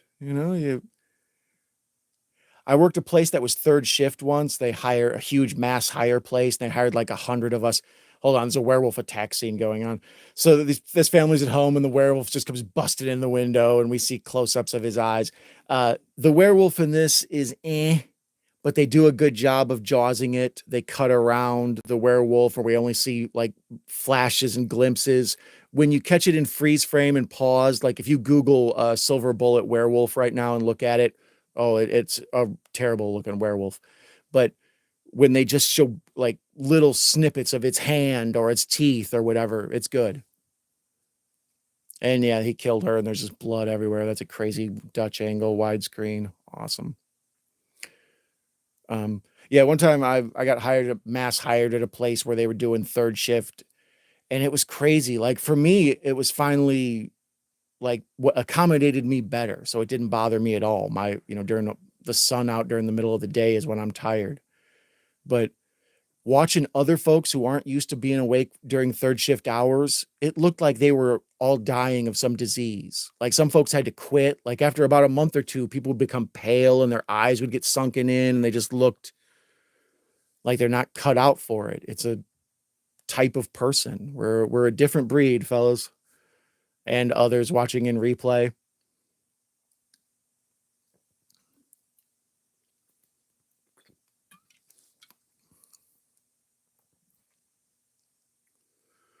Classic small town movie stuff. Okay, someone's been murdered. We're all going to meet in a place and talk about this. No, that's not how real life works. In real life, everybody gossips. Maybe a local paper will have an article about it. Frank Walker says a werewolf killed Lisa Smith.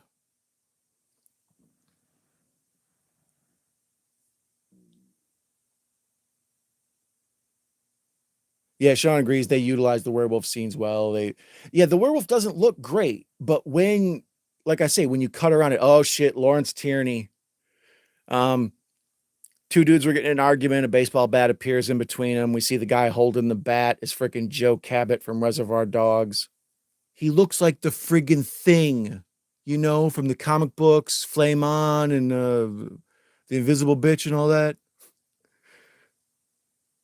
He looks like the thing. No, you don't get to pick the names. I pick the names. Because what happens is everybody wants to be Mr. Black and nobody knows each other, so nobody wants to back down. And then you get two guys fighting. No, you're Mr. Pink because you sound like a pussy.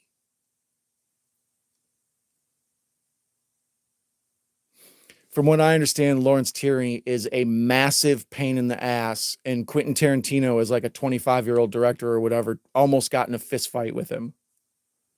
This whole script is stupid and your movie sucks. Like apparently Quentin Tarantino had to be like held back. He was telling him, "I will kick your fat ass." Like,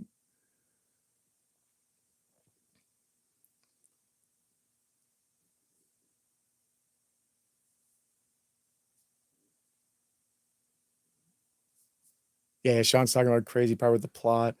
Yeah, this movie, that's what I'm saying. Even there, though, the part with the girl committing suicide with her baby's father who didn't care about her at all, and all that, like all of this stuff, it contributes to the story. It builds a world going on aside from everything else. I like this small town stuff. All of King's, well, most of King's stuff are small town things.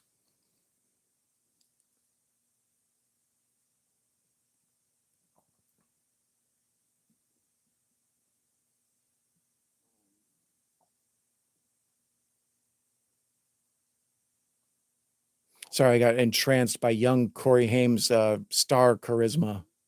Like you can see like how he got so many roles and parts in this little window of time here. Like, and then this cute girl and her father, who's clearly a creep. This is all like stuff from It.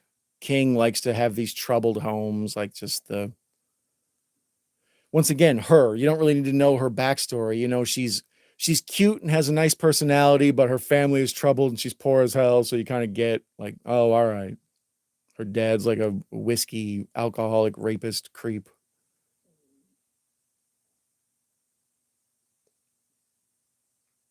So how far are we into this without seeing Gary Busey yet? God damn it.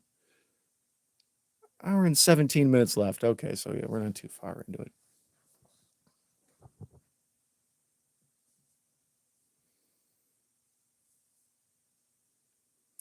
Yeah, Mikey, I've heard that as well too. That's what Corey Feldman says, but I think there was a lawsuit over it. I don't know. So here's Uncle Red with a big bottle of wild turkey. My namesake, Austin Nichols is the brand that makes wild turkey, and I'm Don Nichols.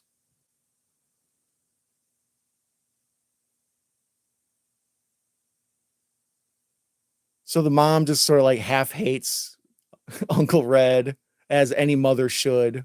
It's like, must you talk to the children? Cocaine is one hell of a drug. So, what do you call it? Uh, tiger blood. Let's get the tiger blood. Yeah, Mikey knows tiger blood.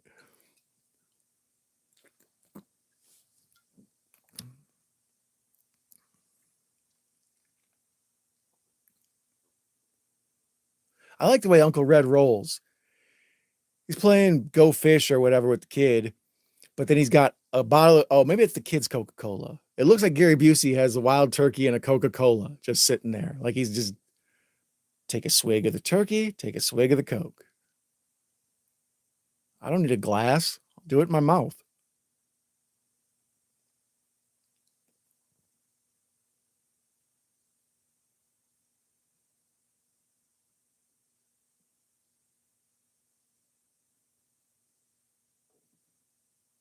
Yeah, all this is just great character family building stuff. Like we see how devoted the mother has to be taking care of the son who's got special needs. And like we don't need big long stories about where they came from or how he ended up in the chair or anything. It don't matter. It just matters that their family's going through some stuff and we kind of feel for them. We like how they overcome it and they're laughing and happy. And the uncle's a crazy alcoholic weirdo. You know, it's like we feel like we know these people. So when bad stuff happens, we care. It's like, no, not Uncle Red. Come on. He's a goofball, but he's fun.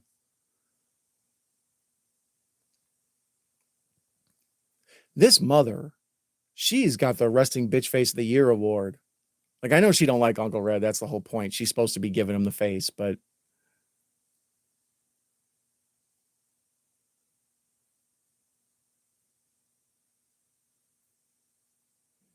Gary Busey's got a Hawaiian shirt on that he's cut the sleeves off of, and then he's wearing it like a vest over the top of a purple t-shirt. That like, did Kanye West design your outfit? It's either like genius or the worst thing I've ever seen. Mikey said he had a crush on the older sister in this. Yeah, she's a good sister. She's cute. Like she's like her personality and who she is as a person, like her the way she fights for her family, the way she like takes care of her brother, the way she's like trying to keep the family falling apart a secret. Like they build her as a character who you care about, and you're like, oh, she needs to come over for Netflix and chill, the poor thing.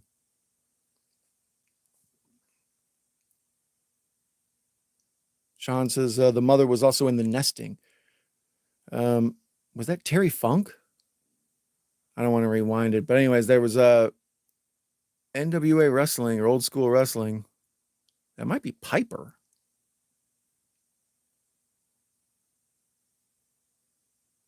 Huh.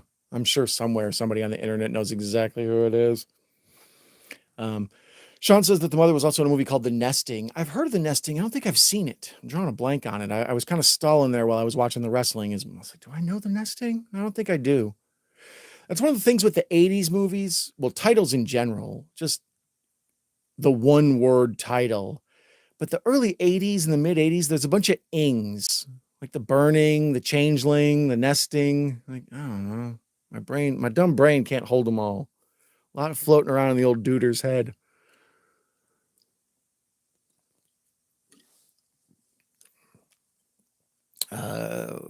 Cary Green from Goonies, Lucas Summer Rental.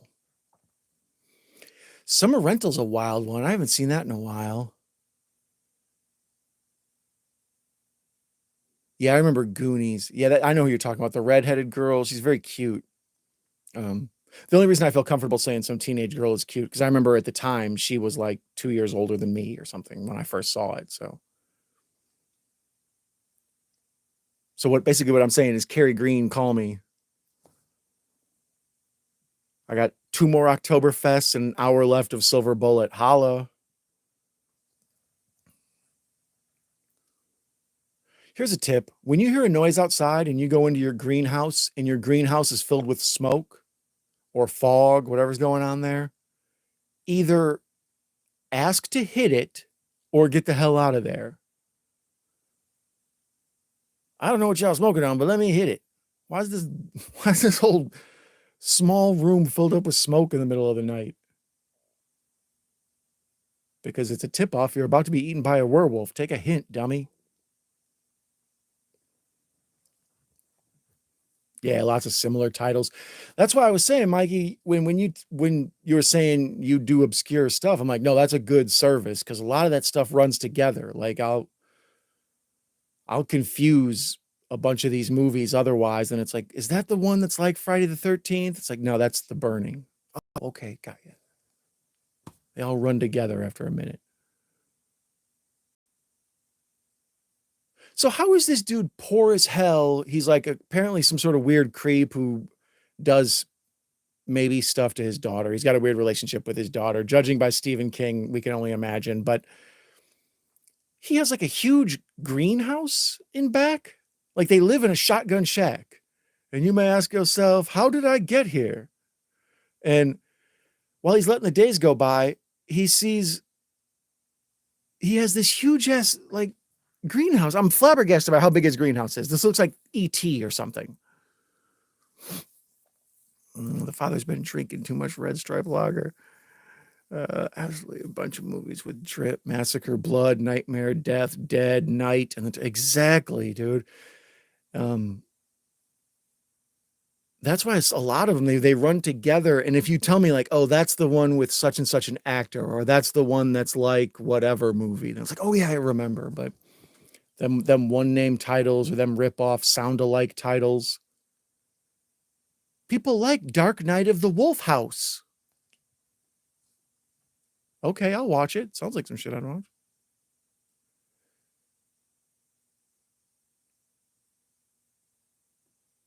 So just a bunch of folks around the town diner discussing, the werewolf attack. And then John Locke's like, well, before I get crippled and have to go to an island, I better solve this werewolf mystery. Here's to you, John Locke. That's hilarious. They cut to Remington shotguns on sale because you're trying to capitalize on disaster, chaos. Chaos is a ladder, as Littlefinger said.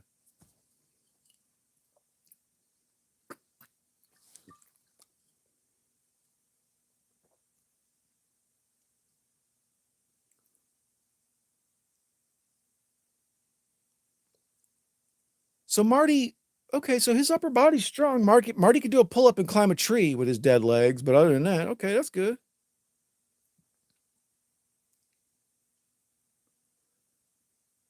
Any alternate thoughts on who would make a good Marty besides Corey Haim? Obviously, Corey Feldman. I think Feldman's probably a little young. I believe this is what, 85? So he's probably he's probably Gremlin's age. He could probably do this. Never mind. Corey Feldman's right age. The Flight of the Navigator kid. Cheers, brother. Mikey and Sean both just wished us all a cheers in the chat. So if you're drinking at home, cheers to you and yours. Yeah, I'm gonna have my third Oktoberfest right on. By the I took a nap earlier, as Sean and I were talking about. I both had the Friday, like, oh God, finally a peace and relaxation. So you just kind of pass out for a while nap. But I ate before my nap, and then after my nap, I had half a cupcake or half a brownie and a handful of crackers while I was putting the lights and stuff up. So there's a good chance after this third beer, I may try to fight Gary Busey through the screen. So, hang with me. Steven Dorff. Yeah, I don't know if he would. I don't know. Excuse me.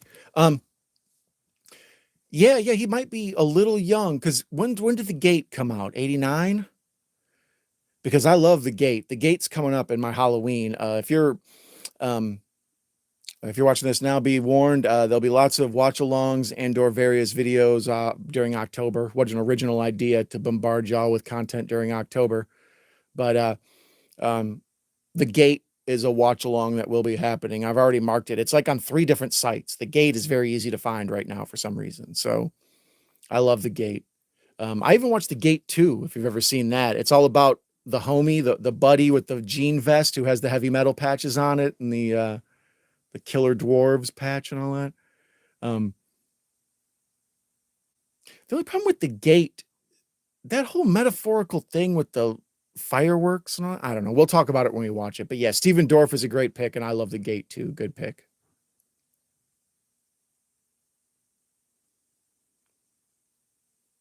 The Gate was scary as hell. When that hand breaks through that door and they close the door on the hand and the hand falls and turns into a little thing. Yeah, woo, cool as hell. All stop motion. And it looks real. Like the fact that someone used claymation to scare me and give me the willies is like, bravo, sir, or madams. So we got another dead body in a pagoda or in a pavilion in the park, and Terry O'Quinn is just. Is that the line from Stepfather? Who am I here? Or is it like, who am I this week or something? It's who am I here, right? The Stepfather line. It's on the damn poster. I'm drawing a blank. Damn Oktoberfest. But Stepfather 1 is fantastic. If you've never seen that, that's a real good. I actually watch that around Father's Day every year. Well, every other year. I have a review of it on my channel. Yeah, who am I here? The Stepfather one. I think of that all the time. Like, because sometimes you have to be a different person for different people. It's like, oh, this person I have to be professional around, and this person I can be a total fool around. Like, the way I deal with you guys is very different than how I have to deal with, other folks and places. So it's like, yeah, wait a minute. Who am I right now? Oh, that's right. I'm movie watching, Don. Who am I here?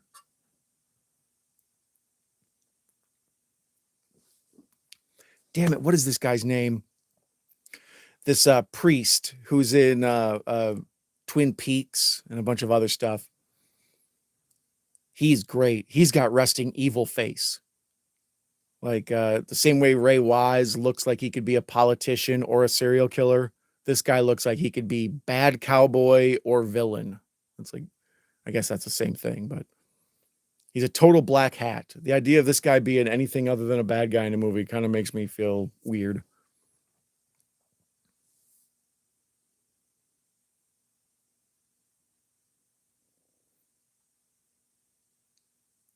I like how the whole town turned out for this sad-ass funeral, and even Gary Busey sobered up for like a day. He put on the poorly tied tie. I'll tell you what, I'll come down, we'll go over the thing, then we'll go by after the funeral, we'll get some chicken wings and some whiskey. How's that sound? Sounds awesome, Uncle Red. There's a reason you're my favorite.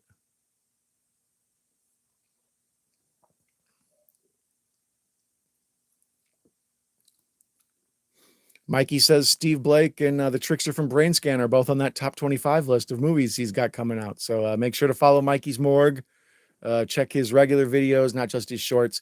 His shorts are what I often catch because the YouTube knows I watches his shorts, so they cram his stuff down my throat. Like I'm always like, oh, a new Mikey. And then I realize it's like 4 months old. It's one I haven't seen. But yeah, be sure to keep an eye on Mikey's Morgue. Actually, what am I doing? Well, I'm thinking. While there's backstory here, let me get Sean as a moderator. And let me get Mikey a blue wrench power here. Mikey, let me get you some power, homie. There we go. Where's my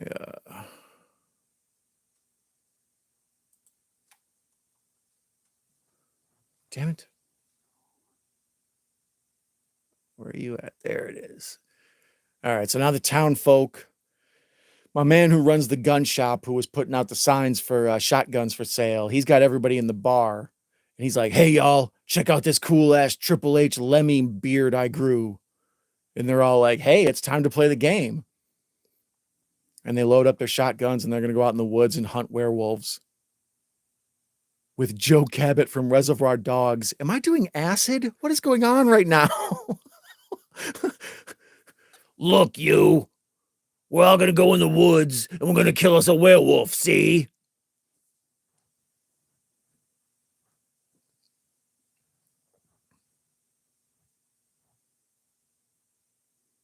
Mikey got a wrench. Oh, yeah.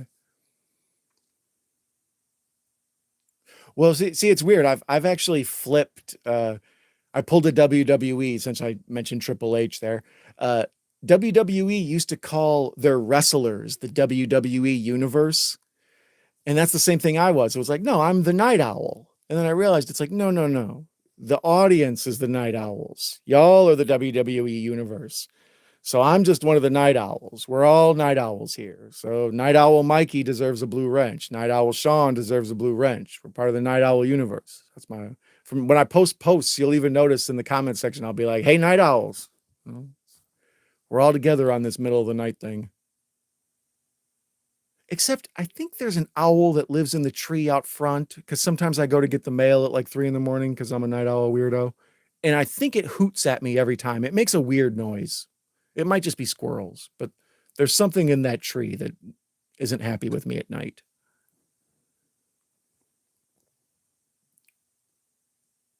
On last night's stream on the fog, I was talking about at what age actors decide to move into the demographic they're going to play. And I think it kind of came off as like me being sexist, because I was talking about Janet Leigh, and when women get older, it's kind of a touchy subject. But Joe Cabot's a classic example. This Lawrence Tierney dude, he has been an old man for 55 years. He's in black and white movies as an old man. Terry O'Quinn went bald in like 1980. Lost came out in like 2002. You know what I mean? He's been that same age for literally 20 years. Like the ability to look at yourself in the mirror and decide, okay, I'm Wilford Brimley. I'm going to grow a mustache and I'm going to be Wilford Brimley for the next 40 friggin' years. Like figuring out who you are is amazing to me, especially for actors. It's cool. Yeah, you guys are made, but be careful. Later on, you might go into a basement and open up the door and go, oh, fun. Like, I'm a big Goodfellas fan too, but just because I'll betray you doesn't mean I don't love you.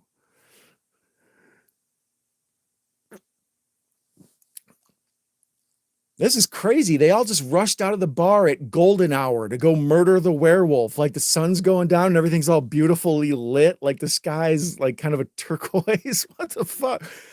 Come on, guys. It's beautiful werewolf murder and weather. Let's go.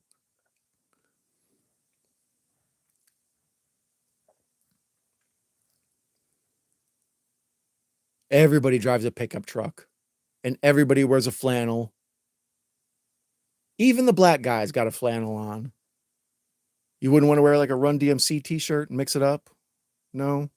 Okay.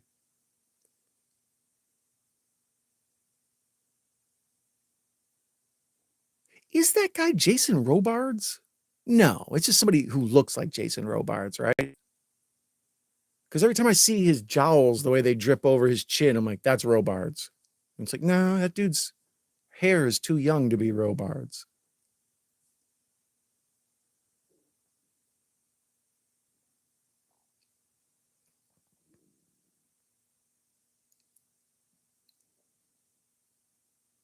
So now the town folk are just running through the woods like the damn mob in Frankenstein.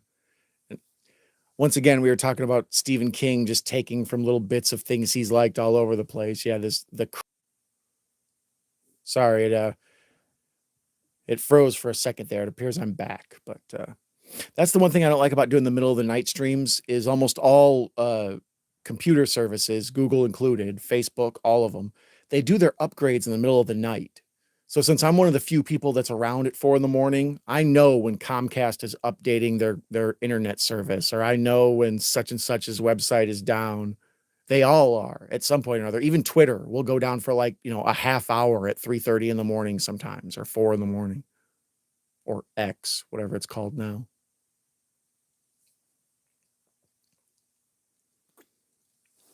Sean, thank you. Being an actor comes with having zero regard for your own self and just a great performance, and appreciate the dedication of how serious they are. Yeah.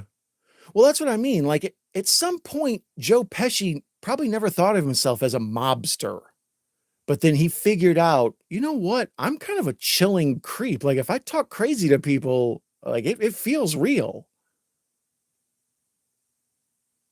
But then there's like people like Steven Seagal who figure out, you know what? I look like a badass. I am a badass. I used to be in the CIA. It's like, oh shit. You don't have to keep it kayfabe, bro. You don't need to make up fake stuff. Like,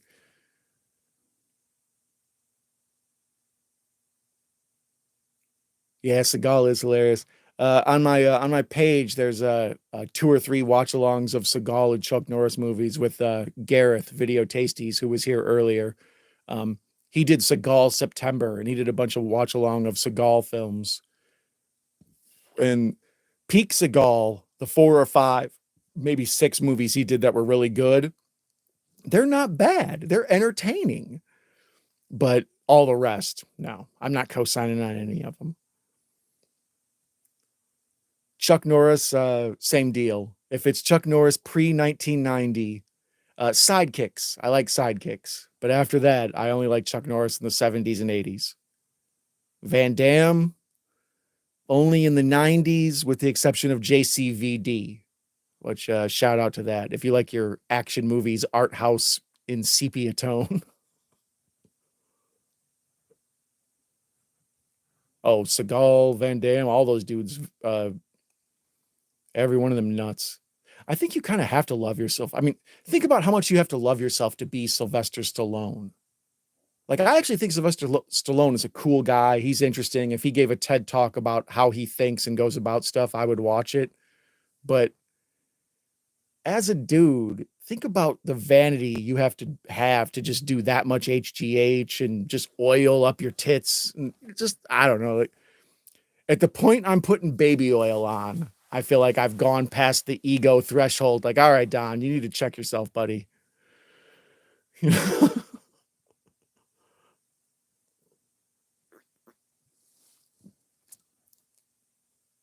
This is great. I remember this scene from the first time I ever saw this, where they're in the woods hunting for the werewolf, and the fog is waist deep. So it's almost like friggin' Jaws. Like you can't see what's going on beneath the fog. And dude even says, there's something here with us. Like this is a great scene. And the woman's kind of crying, and she's super sympathetic. Like she's not an asshole woman. She's somebody's mom. Like you don't want a werewolf to kill her. And then the one token black guy they took with gets killed first because it's the 1980s. Yeah, Mikey agrees. The great scene with the fog. Yeah, where they're just, yeah, it's almost like Jaws or something. I can't think of another movie, Piranha or something. It's like there's something beneath our waist and we don't know what's here. The trash compactor scene in Star Wars, A New Hope. Sorry. Damn, there was a guy with half a face. And there's the woman who's sympathetic, dragging her husband, like, all right, we need to get the hell out of here. We've done enough good deeds.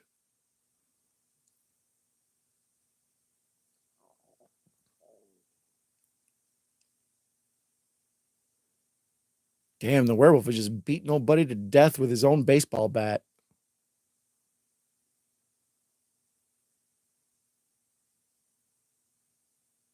Makes lemonade in his pants. That's a funny expression. You made lemonade in your pants. That's a mean diss. Like, boy, don't mess with me. You will make lemonade in your pants. Like, that's cold-blooded. Let's dust off lemonade in your pants along with DeFuck. New at the Night Owl movie store. Don't make me make lemonade in my pants.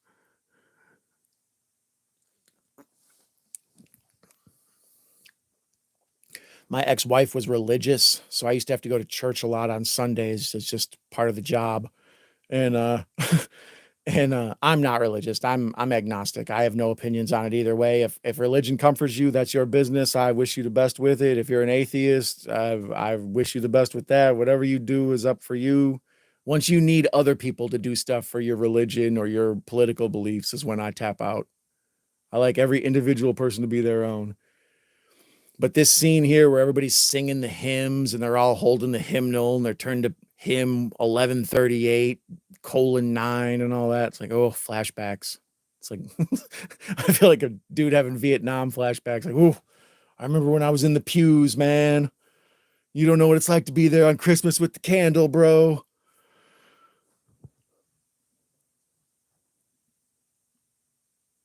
Yeah, I'm agnostic too, Mikey. Yeah, there's the guy that looks like Robards but isn't Robards. I think it's a Robards. But then this reveals itself to be a dream sequence. God, I hate dream sequences. I hate dream sequences and I hate time travel. I've done like 10 streams and I've mentioned how much I hate dream sequences and time travels in like 8 of them. It's my least favorite writing trick. Anytime you do a thing that you can then buy back, I hate. But here the whole church congregation turns into werewolves and it's kind of awesome. Like, even though it's a dream sequence, I like werewolf church.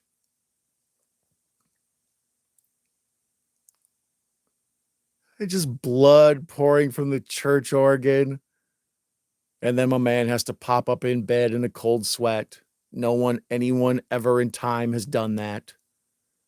Do me a favor. Next time you wake up from a nightmare, use your abs to do a just sit up like Michael Myers, like that. You'll tear you'll need to have hernia surgery. Like, no. You wake up and you kind of look around, you're like, oh yeah, sleeping, I forgot.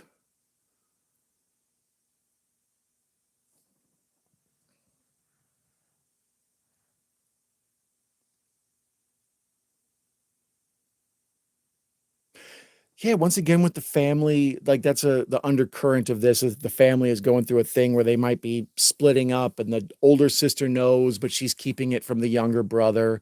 That's such good like soap opera crap. Like, give me that melodrama. I'm a dude that hates melodrama movies. Like, if you want your whole movie to be about some family that's falling apart and how hard it is to live in a small Midwestern town that doesn't have a lot of opportunity, no thanks. But if you want to take that same story and add werewolves, 5 stars. You know? Okay, give me the small town, everything's going to crap movie, and then aliens land. Yeah. Yeah.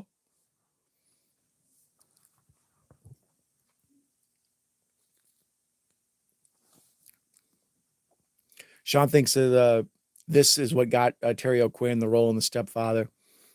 Stepfather's crazy. That's another one. Do you two in the chat, especially since you're horror aficionados, do you consider Stepfather to be horror? Stepfather feels like horror because there's murders and stuff, but it's not slashery and it's not ghosty. It's almost like closer to Fatal Attraction than it is Halloween or something. But it feels like horror. I've only ever seen it in horror sections.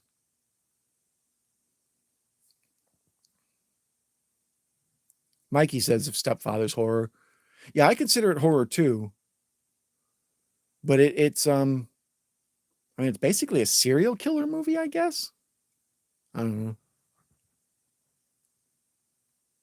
But yeah, if you haven't seen The Stepfather, especially the first one, and I think the second one, is that the other good one? Maybe all three are good. I don't know. I know the first one's the one I've seen a couple times. And then one time on a lark, I watched the second one. I think they did a remake in like the teens. That's not the one I'm talking about. We're talking about the 80s one with Terry O'Quinn. It starts with a family butchered, and then he bludgeons a guy to death in his house. Sean says more thriller than horror, but there's obvious horror there. That's what I mean.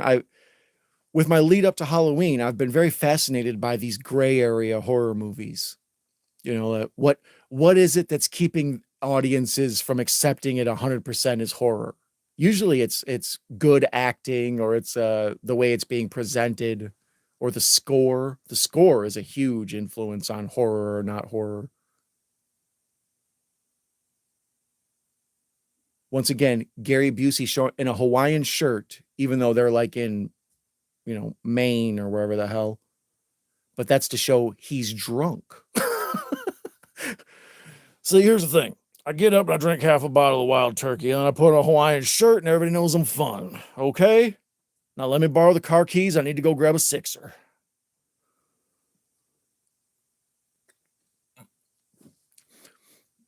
My dad had a buddy that was almost just like Uncle Red. And when I was a kid, I went through a phase like with G.I. Joe and stuff where I was into like, playing with G.I. Joe guys, but also like going into the woods and playing war with my friends and stuff. I'll dress up like camouflage and everything. And one of my pop's friends was like this woodworking genius guy. And he made me like a whole arsenal of like wooden guns, like a futuristic kind of sci-fi one, an M16 and AK-47, but they were just like dummy guns that like had wood heft to them and stuff. So when I see Uncle Red make the special wheelchair for his nephew, like it kind of feels like that same thing. Like, I don't know. Sometimes dudes who don't have kids just decide to go off on a thing and be nice to children. Like,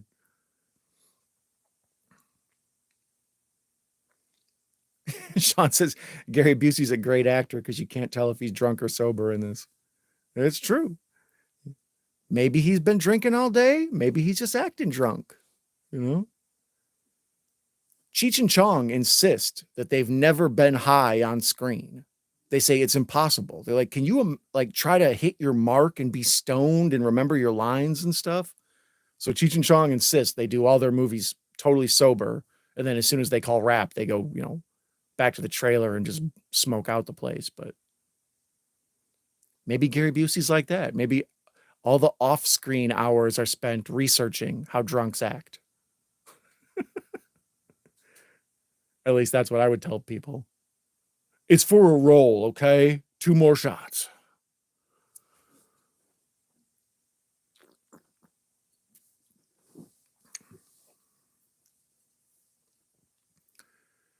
Yep, now Gary Busey's sobered up enough to take everybody out for barbecue. Good uncling.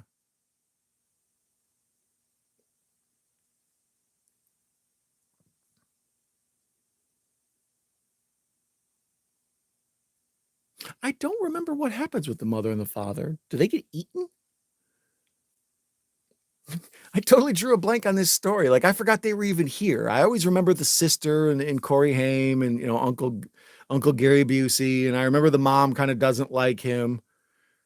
Because that's a similar story that's in Bad Moon. Is that what it's called? Where the uncle comes in from out of town, or the brother comes back from out of town and he's got werewolfism.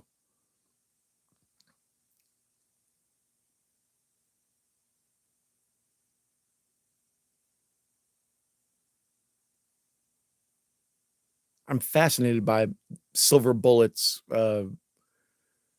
overall design. Like he can ride down the road in it, even though he doesn't have a license. It can't go inside anywhere. It can only be an outside vehicle. So does it have room to strap a regular one on the back? A regular chair on the back for when he gets places? I have all sorts of silver bullet questions.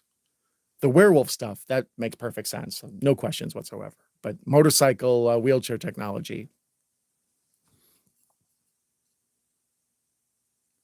So here we go with the gate again. They got these bottle rockets and Roman candles and stuff. Why did people in the 80s think fireworks were the answer to save us? Is that some sort of Cold War message I never picked up on? Because that's my only issue with the gate. It's like, I don't get that whole fireworks subplot. It makes no sense.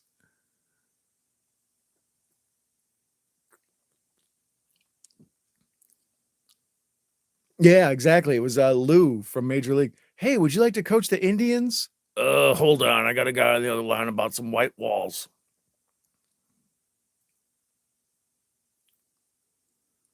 In part 2, Lou spends like the playoffs in the hospital, and he has public access television on the TV, but he's listening to the Indians on his small transistor radio. And at one point he says, I love this British shit, and I just might move to England.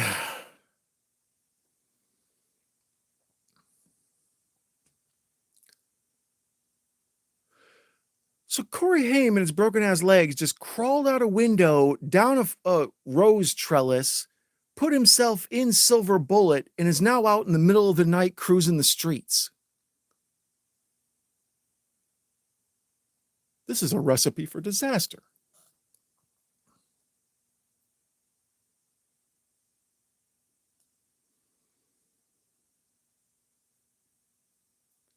Yeah, I love Major League. I saw it in the theater. Owned the VHS as soon as it became available.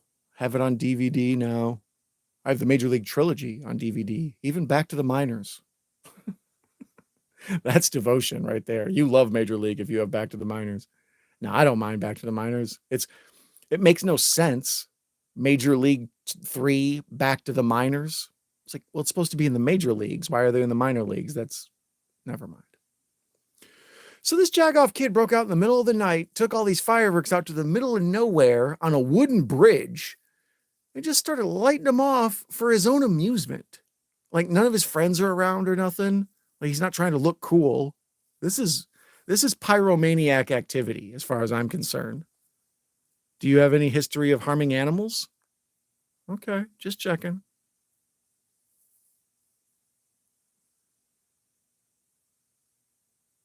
Yeah, he's on the bridge from the Bye Bye Man.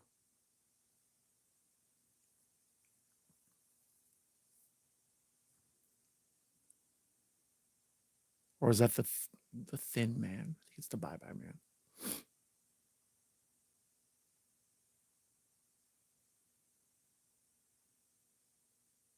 Once again, we can see the werewolf, but they're showing it in a way where we can only see its eyes. We can only see its nose. Like they're jawsing us here.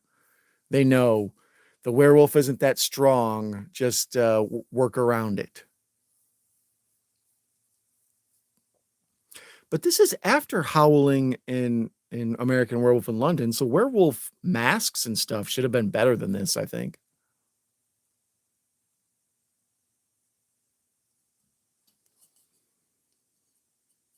Mikey's reliving his sports depression, except through Major League. The way other people are like, man, the Cubs lost in '89. He's mad because the Major League Indians lost in the first movie.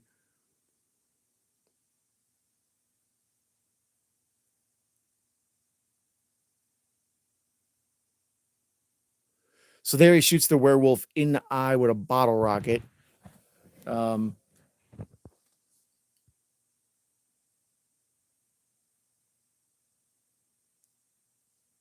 That was actually not too bad. We got a close up of the werewolf face as he pulled the firecracker out of his eye, bottle rocket out of his eye. And it wasn't a bad shot. It went by quick. They knew to make it go quick.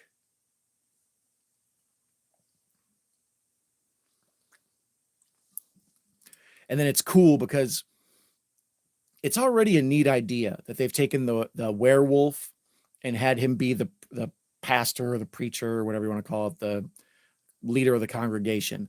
That's one like interesting story. But the fact that he's in there in all black and then later on with the eye patch, just looking extra evil. Gary Busey waking up with a hangover, half a bottle of Austin Nichols. Priest shady characters, indeed.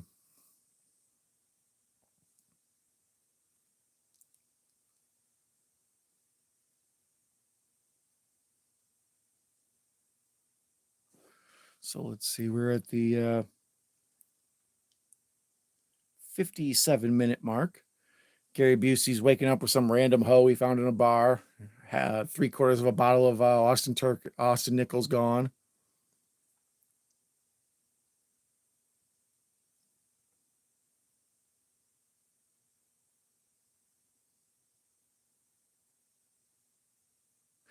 Yeah, the little kid he does a good job in this. And then this is only like 3 or 4 years after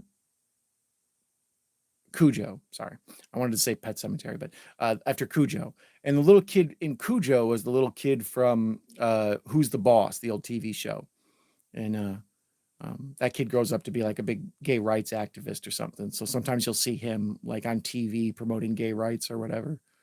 But that little boy did a great job too. The kid from Who's the Boss, who was like an asthmatic in Cujo. A lot of these Stephen King movies make sure to have like the sympathetic kid who's struggling with some sort of disease or whatever, because it makes you right away appreciate him. Like, oh, that kid's, the kid's got a lot on his plate and he's still being a good kid about it, Gary was in Gingerbread Massacre. Yeah, yeah. That's funny to me because you can tell they had him in for a minute or whatever, but then they made the ginger dead man into a Gary Busey looking character, and then they just had him come in and do voiceover.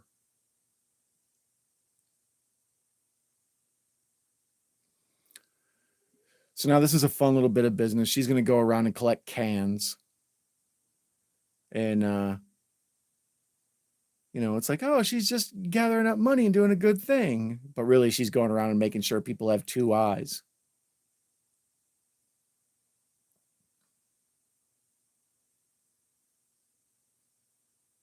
Yeah, Danny Pintero. That's his name. Look at you.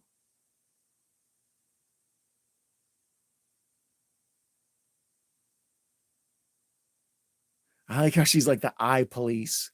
She's determined to make sure everybody's got 2 eyes left.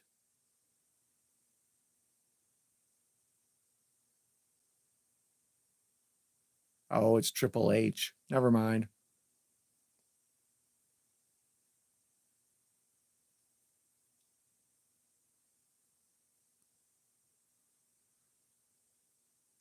He played Buddy Holly? The kid from Who's the Boss dude? Oh, or Gary Busey. Or both. I don't know. I haven't kept up with Danny's career. Yeah, he said no, Gary Busey. Yeah, I thought of it after I said it. I was like, wait a minute, that can't be right. Yeah, I remember Gary Busey playing him. Was that in the Buddy Holly story, I think? Buddy Holly's in a lot of movies, like as a character. Like he turns up, like he's in what do you call it? La Bamba. And I think he's in American Hot Wax, which is like the Alan Friedman story about like how rock and roll spread through radio. The 80s were an interesting time for movies because a lot of the like biopics and historical movies were all stuff that happened like from the 50s and 60s. So a lot of people who were important historical figures feel like movie characters to me because I only saw, like, every time I see Woodward and Bernstein and it's not Hoffman and Redford, I'm like, what the fuck?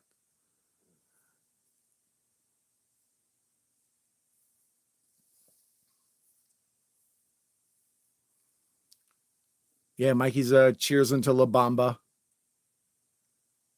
Lou Diamond Phillips. And who's Donna? Virginia Madsen, maybe? It's been a minute since I've seen La Bamba. La Bamba's good. That's a good biopic. If you're into that's one of the things that if you like biopics, tomatoes, uh, if you're musicians are always the best biopics because like they can break up the story with music, you know, like okay, the story got a little lame. Go ahead and add some rock music in here, spice things up. Look at your bottle collection. You look like a hoarder from the A&E channel or something.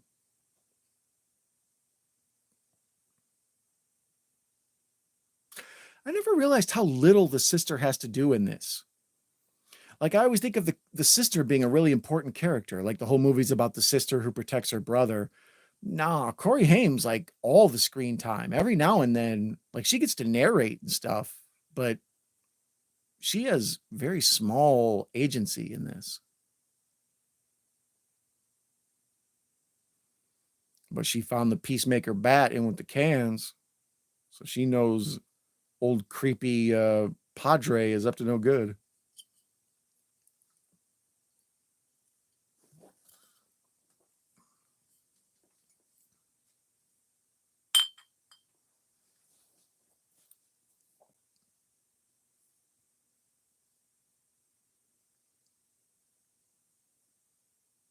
Yeah, this is scary. Where she's in the garage with all the old bottles, and there's that feeling of like crazy chaos because everything is just, you know, messed up and just it's like a disheveled hoarder world, basically. And she's out of her element, and then she turns around and there's Priest, dude, just like staring down at her. And they're shooting up at him low angle, you know, like they make him look powerful and scary.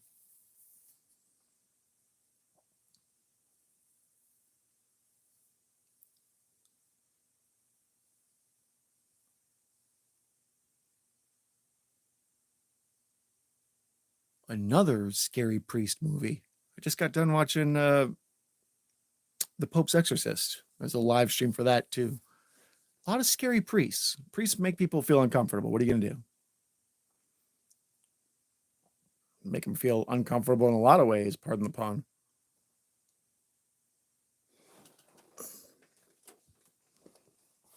I think we have reached the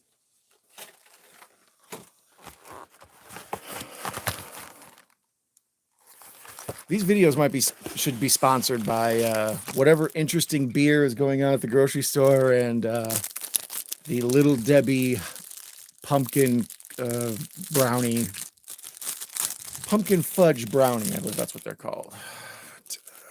Mm-hmm.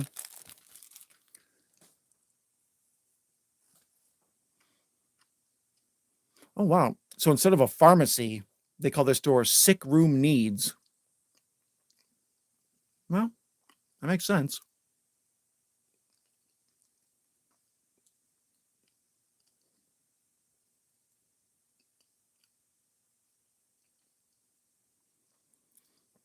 So they send a letter to the priest saying, we know who you are. We know what you're up to. You should kill yourself.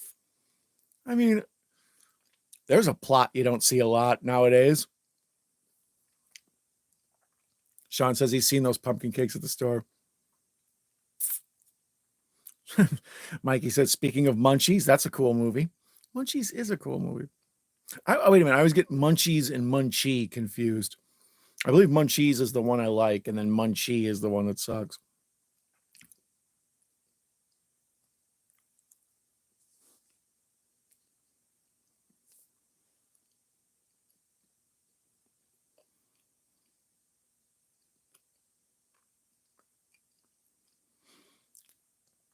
Fun uncle is a good character to add to a horror movie with kids. Because parents feel like they don't believe you. As DJ Jazzy Jeff in The Fresh Prince said, the parents just don't understand. So if you're a kid in a horror movie and you go to your parents and you're like, there's a monster that's trying to kill us, they're going to be like, yeah, go to bed. But if you tell your fun drunk uncle there's a monster coming to get us, he'd be like, okay, here's what we're going to do. So yeah, I think drunken crazy uncle's a good storytelling device for horror movies.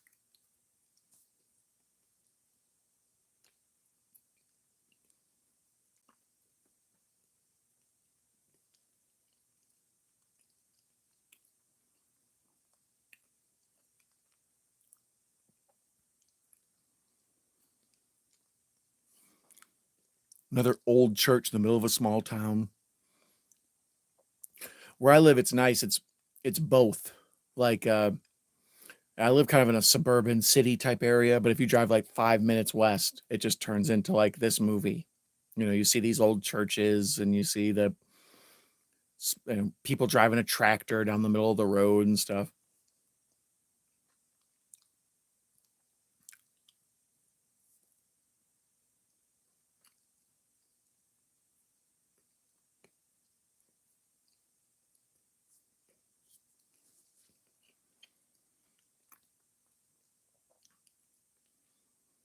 Yeah, Uncle Drunken Loner is a good ally to have. If you're a kid out there and your uncle hasn't proven to be a creep, if you have a monster in your life, yeah, go find Loner Uncle. Never can tell. It might turn out to be a creep though. So do reconnaissance on Loner Uncle first, but good chance it'll be a helpful ally.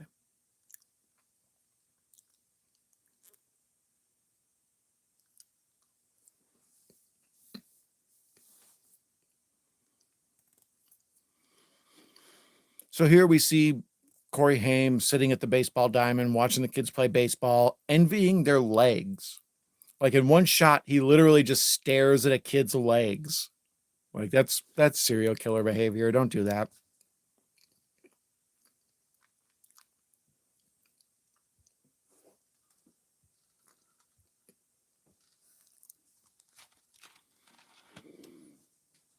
So the werewolf or the preacher or whatever now has an eye patch on and he's quietly stalking Marty.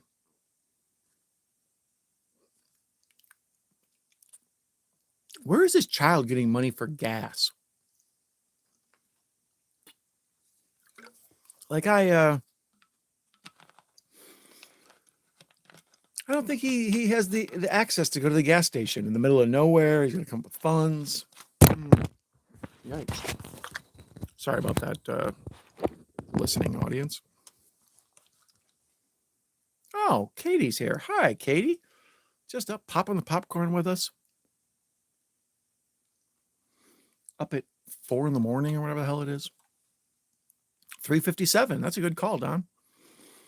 And we have 25 minutes left of this movie. So it looks like it'll be wrapping up at just the right time.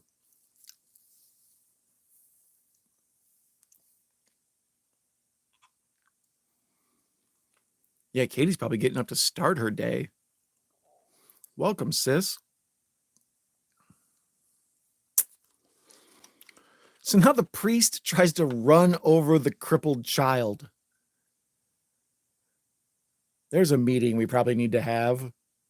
Okay. At one point, the clergyman is going to try to hit this disabled boy with a car. Yeah, we're probably going to get in trouble.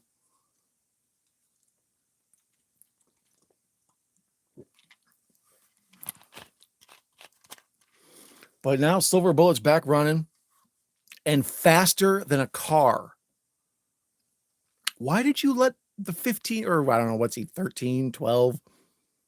Why did you let him have a vehicle faster than a car? Hey, Matthew Biddy, Aussie VHS. There he is. How's it going, guy? I've been meaning to check out your content. My guy Rob's Vintage VHS just won horror YouTuber Entertainer of the Month or YouTube Entertainer of the Month for September via your channel. I was just thinking about that. Like, oh, I got to drop by and check out Matthew Binney. I've been meaning to see him. I've watched a couple of your videos earlier and I've been meaning to get in on it. So anyways, welcome, Matthew. I appreciate it, brother. It's cool that you're here.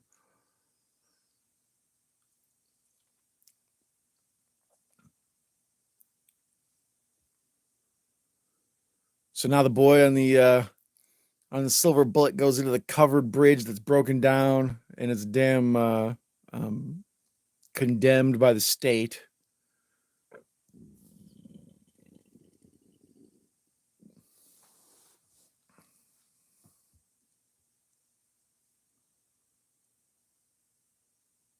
Yeah, this looks all very what do you call it? American Northeast or early colonial era America. like these covered bridges and all this.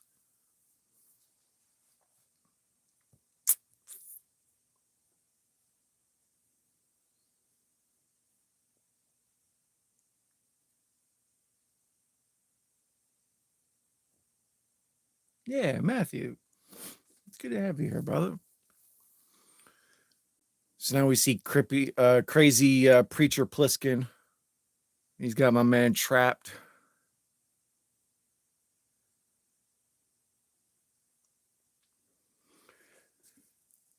Yeah, this is all good horror tension. I always think of this movie as being but there are some genuine parts, like the fog scene, this scene where he's got him in the covered bridge.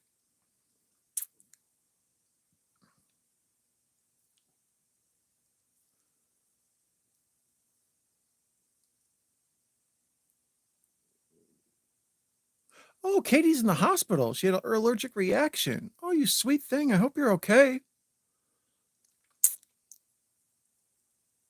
She's okay. She's just resting. Okay, good. Oh, that's terrible, Katie. I'm worried about you. What do you have any idea what you had an allergic reaction to?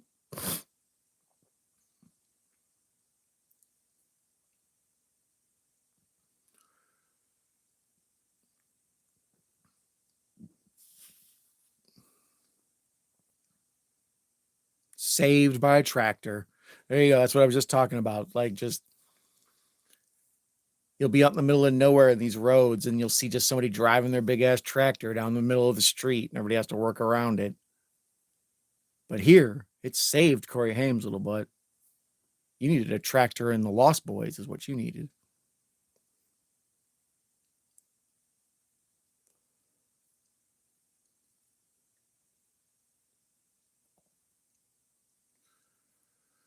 Oh, she had some Old Bay in her salad and Chick-fil-A creamy sauce dressing. That's what she's allergic to, both of them. Oh, wow. Okay. So they got you on some antihistamines and all that, and they're trying to get you back to feeling okay, hopefully. Because this Sunday on Poppin' the Popcorn's channel, we will be celebrating her and Carrie's 1K celebration. So hopefully we'll have you back to 100% by then, at least so you can sit there and have us appreciate you. So be sure to pop in and wish Katie and Carrie on Sunday evening a happy congratulations on reaching 1,000 subscribers.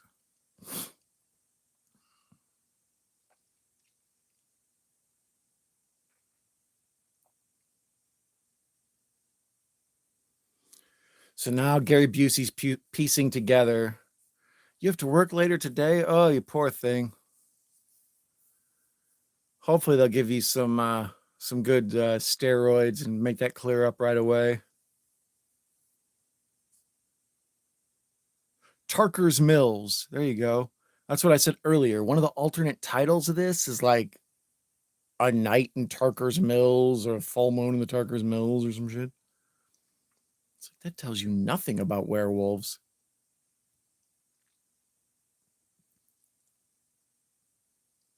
Gary Busey and Terry O'Quinn, one-on-one.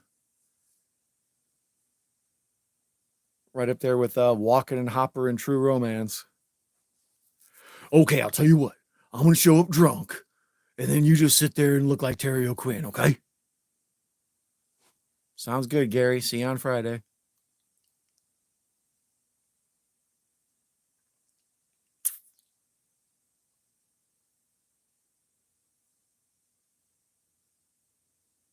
Yeah.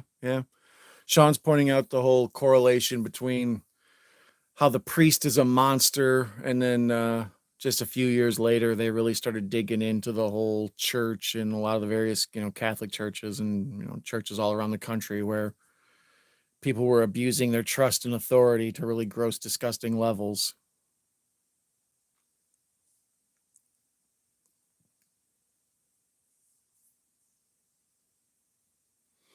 Okay, Katie's going to try to go back to sleep. All right, sis, I hope you feel better. You're awesome. I appreciate you poking in and saying hi, letting us all wish you well. The well-wishings help. It's a powerful energy of the universe kind of thing. So we're glad to know that you're okay, and Please continue to kick all the ass, madam.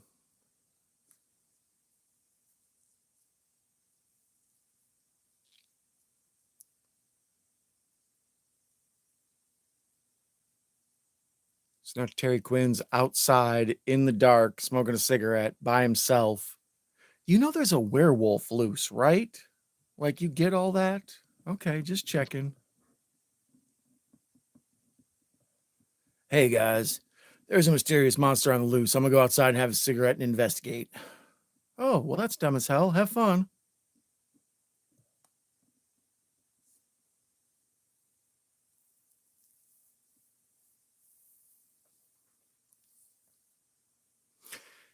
Yeah, Sean, there's many other horror movies where there's a priest in disguise and he's actually a monster in real life. I don't know. This is one of the ones that immediately jumped out at to me. Priests are often scary characters in movies. They're often like kind of, and they're often as conduits for horror stories. Like, they're usually something bad happens and the priest is there. But yeah, actually having the priest be the kind of the secret hidden villain or whatever.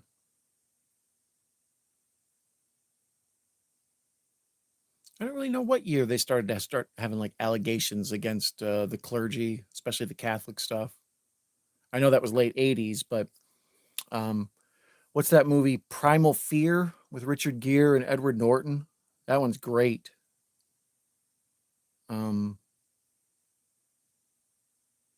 Yeah, I'm sure there's plenty others if we sat here and thought about disgusting priest movies, but I don't know if there's any, that come to mind before this. Like, this definitely kind of gets in early.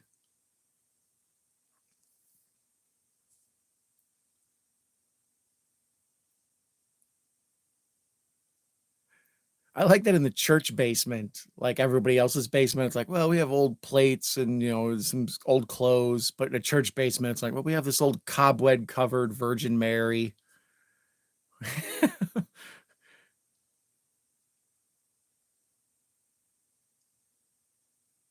Okay, so now the werewolf's gonna turn into the werewolf in front of us. Let's judge this werewolf transformation. Yeah, no, already way worse than American Werewolf in London or The Howling, but somehow kind of maybe better than the Wolfman we just watched.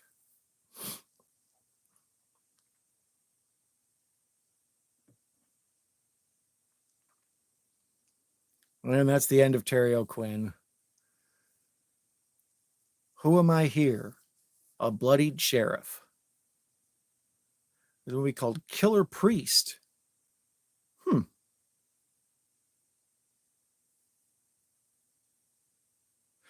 Yeah, for a long time there was a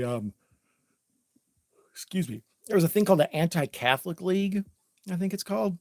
And like, whenever you did like, you disparaged Catholicism at all at any movie, they would protest you and come down, like they would basically cancel you or whatever before back then.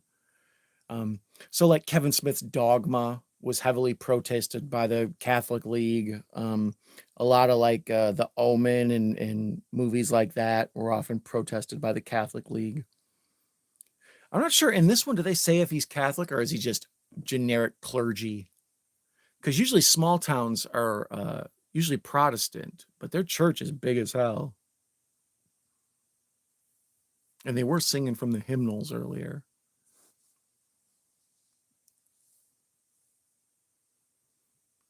Killer Kites.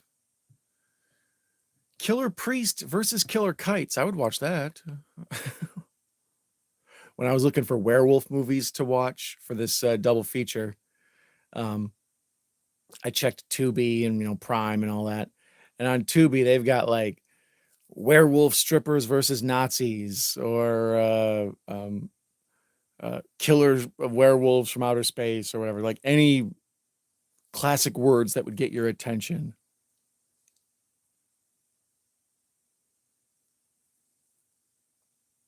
Max Gun Shop.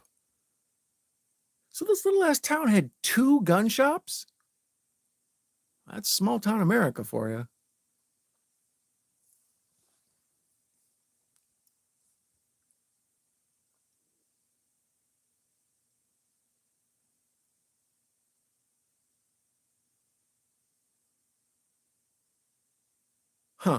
That's pretty smart. So the uncle takes a silver pendant and a silver chain into the local gun shop, not the Triple H guy, but the other one, and tells him that his nephew is way into the Lone Ranger. And the Lone Ranger had a gimmick where he had a silver bullet. Like that was part of his thing. Like sometimes he would leave a silver bullet behind as a clue. So like in the old Lone Ranger radio dramas and TV shows and serials and all that, that was like his gimmick was the silver bullet. So they've both named the wheelchair the Silver Bullet because it's silver and it's fast. And now they have a literal silver bullet. But just one.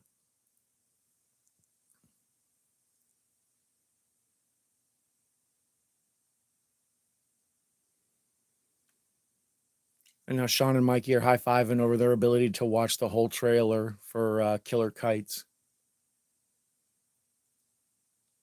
And I've never seen even a second of it, so they're both way ahead of me.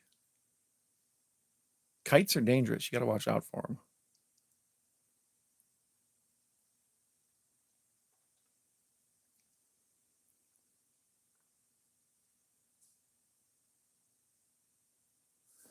So the gun guy is explaining this one bullet's going to be pretty accurate. And the gun guy knows, like, yeah, dude, there's a werewolf on the loose, and you're here looking for a silver bullet. You expect me to believe this is just a gag gift?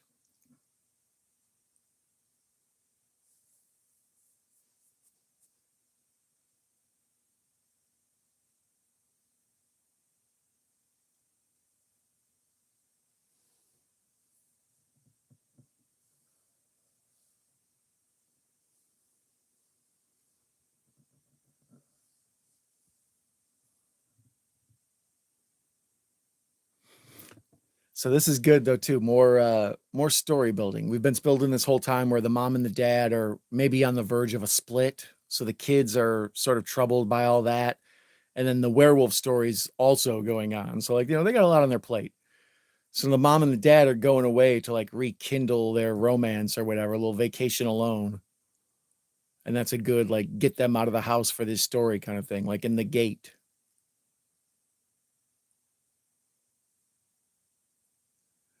Mikey's still laughing about me saying Stallone and them rubbing oil on their tits. Yeah, that's just, I don't know. There's a certain point where it's just like, yeah, that's better. I don't know. Once you get to there, you kind of need to check yourself a little bit. Like, all right, I'm a little bit too much into me.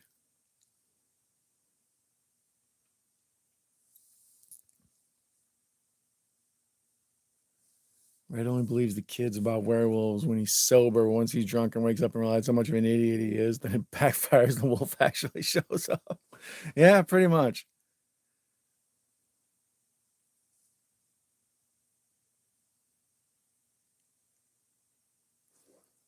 So it's 2:45 a.m. in the movie, and it's 4:15 a.m. here. So it's about a half hour ahead of me, or a half hour behind Mountain Time if you're playing along at home. That is the scariest thing I've seen this whole movie. I've seen multiple people murdered. I've seen a guy get his head smacked off and it fly into the like woods like a baseball. But Gary Busey, half drunk, sleeping in a chair with a loaded pistol is terrifying to me. Like if I walked into a room and saw sleeping Gary Busey with a pistol just laying there on his lap, I'd be like, I'm getting the hell out of here immediately. I'll fight the werewolf, thank you.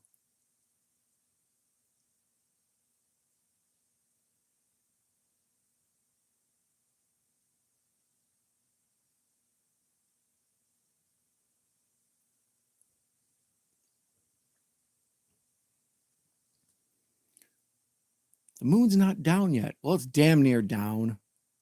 Gary wants to give up at 3 a.m. It's like, dude, you can't just wait another hour or two. Like, you got to throw in the towel now. Enough's enough. I'm going to be in Point Break. I ain't got to take this.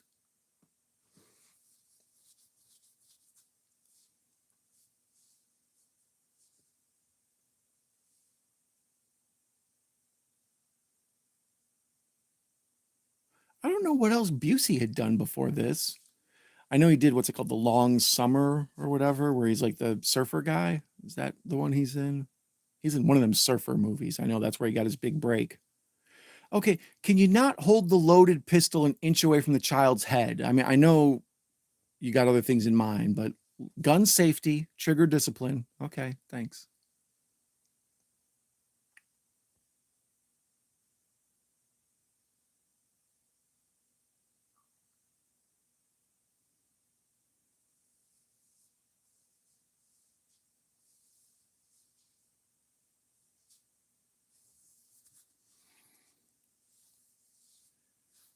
Sean's laughing because he thought he was asleep for the night. Now he's been up watching this Silver Bullet.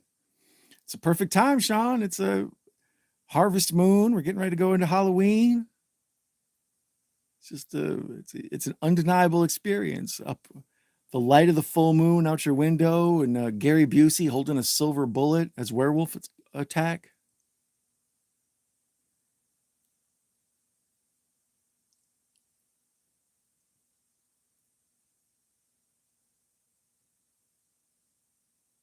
Sorry, the electricity just went out in the apartment or the little house. And Gary Busey's trying to explain to them, it's probably just a coincidence. Where the hell did I leave that bottle of wild turkey? Utah, give me 2.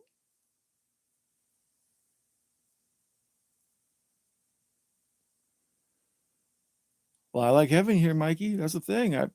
I like doing these late night watch parties. Wow, that was a bad werewolf picture, but they showed it quick again. And what are the odds? That's Murphy's Law right there, that the bullet happens to end up in the cold air return.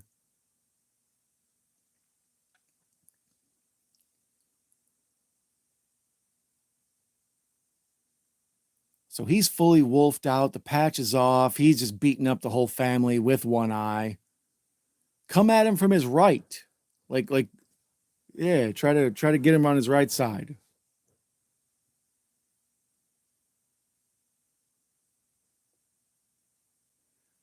Sean's watched 4 movies in the last 24 hours. Attaboy. That's movie commitment right there.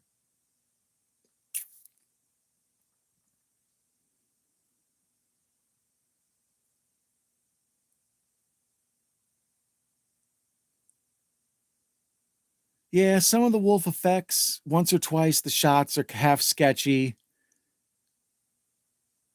He looks a little like mascotish. Like if he was the mascot for some football team or something, that would feel right. But they do a good shot of not getting a good look at him.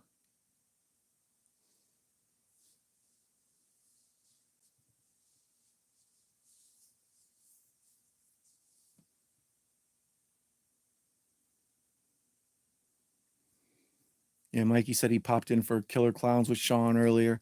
Yeah, I'm getting ready to put on Killer Clowns after this. I have some editing to do for a different video I'm working on. And sometimes when I'm just cutting together the images, I usually put on somebody else's stream or something to listen to, like a podcast. That was actually pretty good. This is all...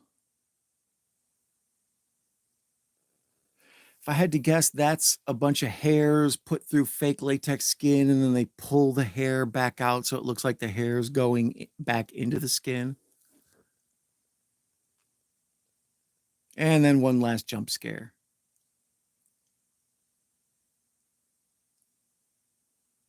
Hey, Joseph the Horror Guy. Good morning, Joe. Nice to see you, buddy.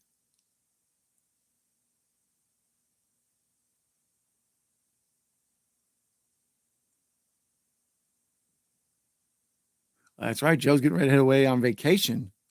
My man, I wish I was going with you.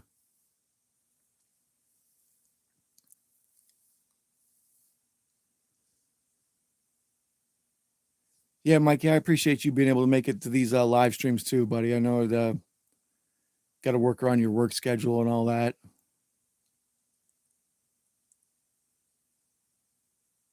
So the brother and the sister give each other a big sweet hug. Yeah, I don't like... And then the freeze frame on the last shot. I love you too, Marty. kind of cornball, but kind of sweet. And it does a real good job of ending on the monster being dead. Like that's one of my pet peeves in horror movies is when they kill off the main monster and then everybody wants to have a big talk about their feelings or what we're going to do from here on and stuff. It's like, the monster's dead. This movie's over. Let's go. Stella Randolph, Stella's boyfriend, Stella's mother, Stella's Robert.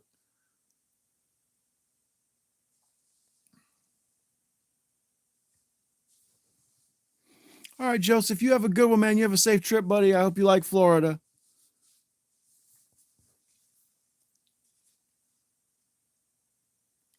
But yeah, there you go. There is Silver Bullet ending at 420 on the nose. Am I good or am I good? Yeah, thank you for joining me for Werewolf Night. When I saw the Harvest Moon was out last night, I actually went out last night to get the mail in the middle of the night, and the moon was so bright it was like the sun. Like I actually took a selfie of myself with the moon, no flash. That's how bright it was. And then tonight when I took that nap and I woke up, I kind of walked by the window outside and it was just blue outside at 1 a.m. Like, all right, I got to do a damn werewolf watch along. So yeah, I appreciate you guys joining me. I appreciate those of you who watch along. As always, I will make sure to put the time codes in the chapters. So for those of you who are watching later on, you can skip to the movies as need be, etc. But other than that, thank you so much, Sean Blue Digital and Mikey's Morgue, Joseph the Horror Guy, Video Tasties, Katie from Popping the Popcorn. Who else is off the dome? Do I remember? Anthony Chabot, world's greatest YouTuber on the road to 1K.